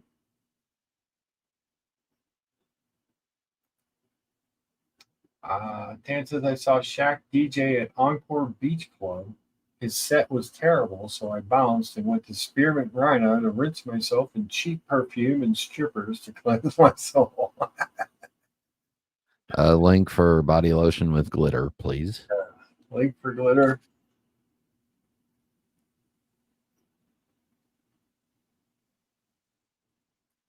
J.J. Sutter says he has a Spearmint Rhino story for another day. You know what Larry the Cable Guy said about the strip clubs? No. He said he got thrown out of a titty bar one time for he was giving them fake money. And he said, "Well, what's the problem? Them's fake titties." Yeah.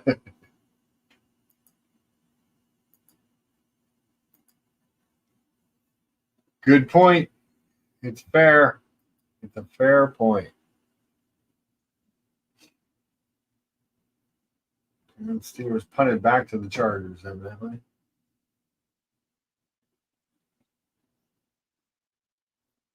Collectors has a couple of these 42 millimeter offshores with rubber and pin buckles that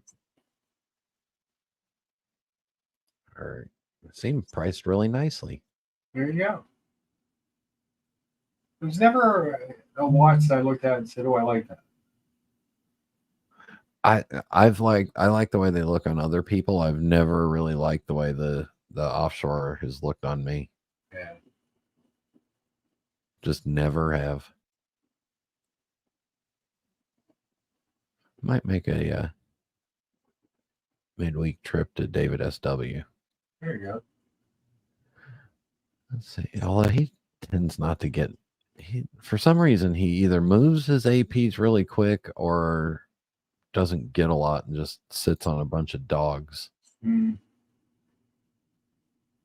Oh. Herbert fumbles the snap. Awesome. 2 or 3. Bringing up 3rd and 6. Oh, what didn't even fumble snap? It was muffed. Totally muffed his. Yeah. Dan says the strippers at Spearmint Rhino told me that Mike Tyson once walked in with a suitcase full of $1 bills, thousands, and just put it on stage for a photo and then bounced. Single dance. Damn.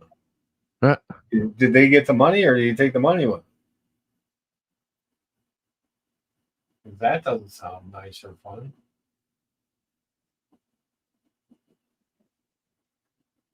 Tackle. Sorry. Oh, he took the money with him. The Dynamite Kid, Iron Mike.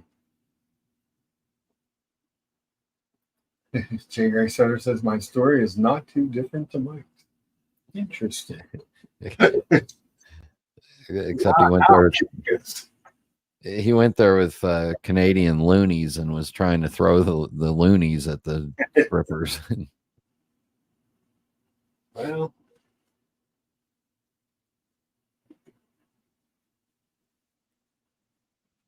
interesting.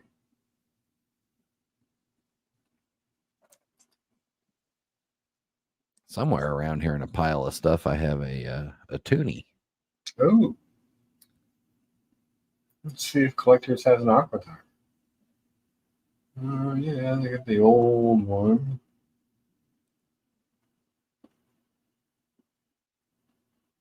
There's your Mont Blanc hemisphere. Huh? Is that a no? Those are IWC. Sorry. I was going to say where. I saw 2 round things and I got excited. Yeah, it happens.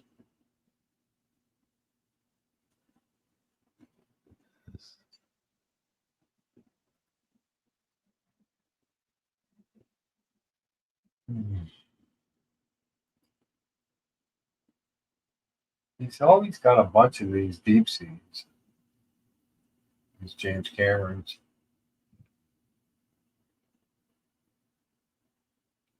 Seems like they do a lot of non-box. I mean, you get a lot of them without box of papers. Yeah, that doesn't bother. If I bought something from them, though, I would want to have a watchmaker look at it. Yeah.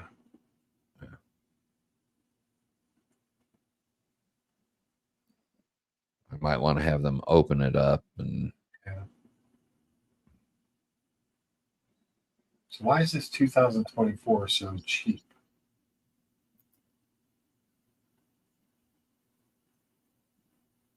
They got it cheap. They move it cheap. Yeah.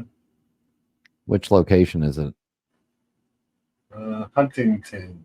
Yeah, Huntington's the lower priced location.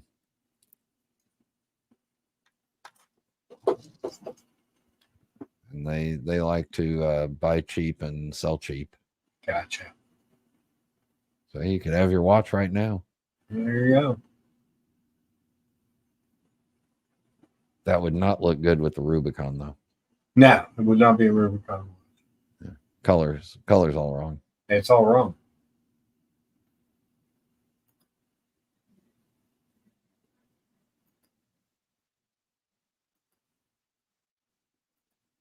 I'm thinking maybe in a week or so I might look at condensing again. Okay.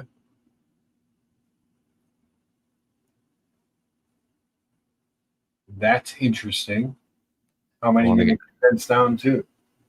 Well, I want to get down to 3 Rolex GMT Masters, which means I got to get rid of 2.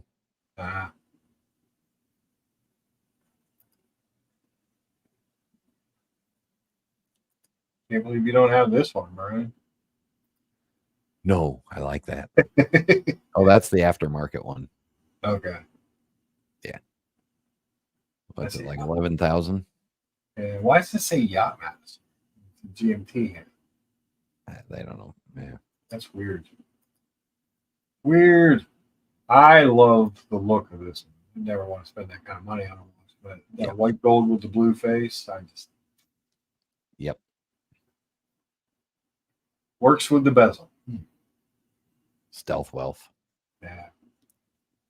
A lot easier to read than the meteorite dial. I would imagine would be. But when I wear the meteorite dial, I don't mind taking my time looking at the dial to try to find where the hands are sometimes. True. Meteorite dial is an amazing looking watch. I could do the blue dial of that. Yeah. I still have this stupid urge for a day date. Okay. Why is that? I don't know why I have these stupid urges. It's because I do. You just have. You just happen. There's just worse things to be urging for. Yeah.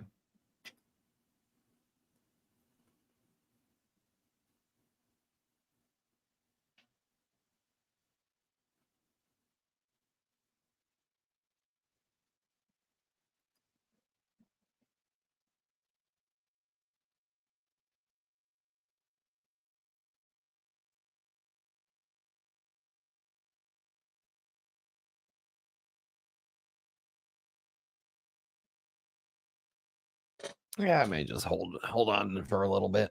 Yeah.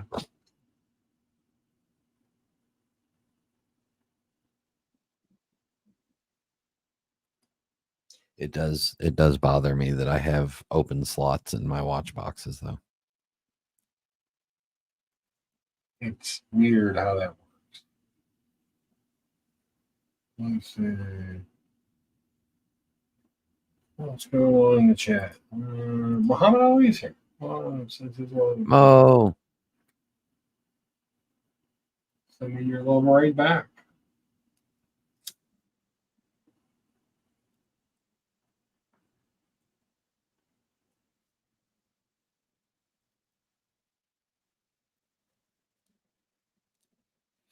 Mo, I'll be at the OVO Vegas store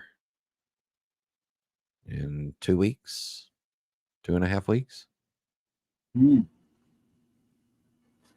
Tigger Sweater says that's the best bezel color for a meteorite dial. Black and blue or all black is my preference. Yeah. Well, when they introduced it, they only had the Pepsi and the all black. Yeah.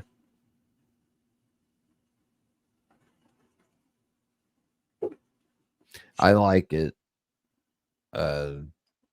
I like the Pepsi because the red hand and the red bezel work together. Okay. But I think the blue dial Pepsi is probably the best color configuration because then you get the blue dial, blue bezel, red hand, red bezel. Ah.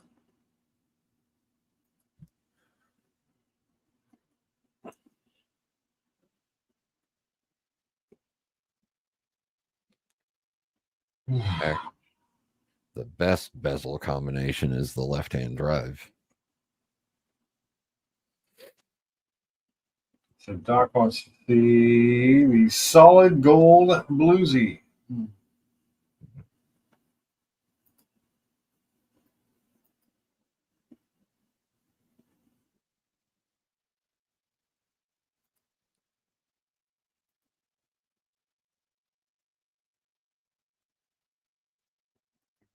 That's All right, I got to get some lunch in me and I got to do some stuff. all right. I'm going to go for another 8 minutes. That'll be 3.5 hours, and it's football time. So, the Steelers are stinking. I think I'm going to flip over to the red zone and watch good teams play. I think I've got to sit in front of this computer for a couple hours later tonight, so I got to get up and move around. There you go. You did not pick up the second spread. You just thought about it, right? No, I thought about it. Yeah. I've never done good on trying to buy before a discontinued piece.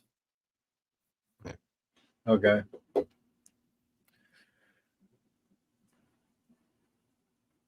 Oh, that's the other thing I got to look at. Damn.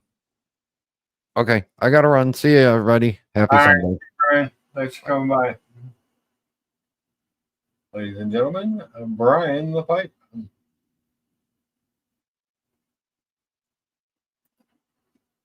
Oh, Collectors has one? Let me go find it on their website. Let me go find that stinker watch. Nah, I'm just teasing. It's a nice watch. Show you.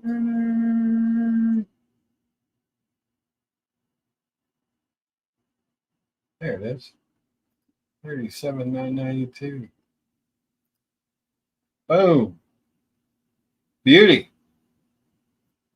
It's a heck of a watch, that's for sure. I'm not sharing the right tab. Sorry. Must be something in there.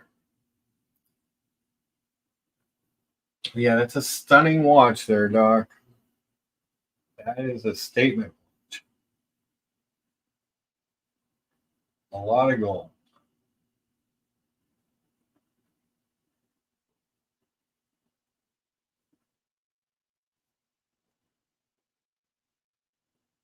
The Chargers are starting to move the ball. Bummer. So my plans for the day, I'm going to watch some football. I got a little bit of yard work to do, and then I'm going to make another, a slightly different version of the Loco Moco for dinner. I'll make a Lucha Moco. Check out the Instagram to see that. Got a couple more minutes and we'll vamos from here. I'm sure there will be other channels firing up for your entertainment dollars. We've got the vote. I forgot about the vote. We have 55 votes in. 35 upvotes. Thank you guys. I appreciate that. With 55 votes counted, we have 58% prefer the name The Watch Colony over the Watch Community channel. I just thought the Watch Colony was really clever when they came up with it because it was, the split, all the branding is Colony. If you're going to do community, you need to do some community branding, I think. But, neither name is terrible. I always liked the Watch Community because I ran the old Watch Community for 53 days straight last year. So always have a little place in my heart for that name, but I thought the Watch Colony was a much more clever name for a channel. If you picking up on what I'm laying down. But again, that being said, we're gonna mosey on out of here. I appreciate everybody for coming by. I appreciate the upvotes and everything. And hope your football team, your local football team, is winning. I believe mine is now losing. But really thought they would play better today, but evidently not. Evidently not. I guess they just gave up a touchdown. You'll have that. Guys, if you haven't hit the upvote, please do that on your way out. I do appreciate it. And thanks for coming around. Oh, they left that guy wide open. That's a pretty easy touchdown pass. Go Stillers. And 7-0 with the extra point. Thanks, Doc. Always good to see you. Always good to see everybody here. I appreciate everybody for coming by. And we're going to hit some Lucha branding on the way out. You guys be good. Enjoy your Sunday.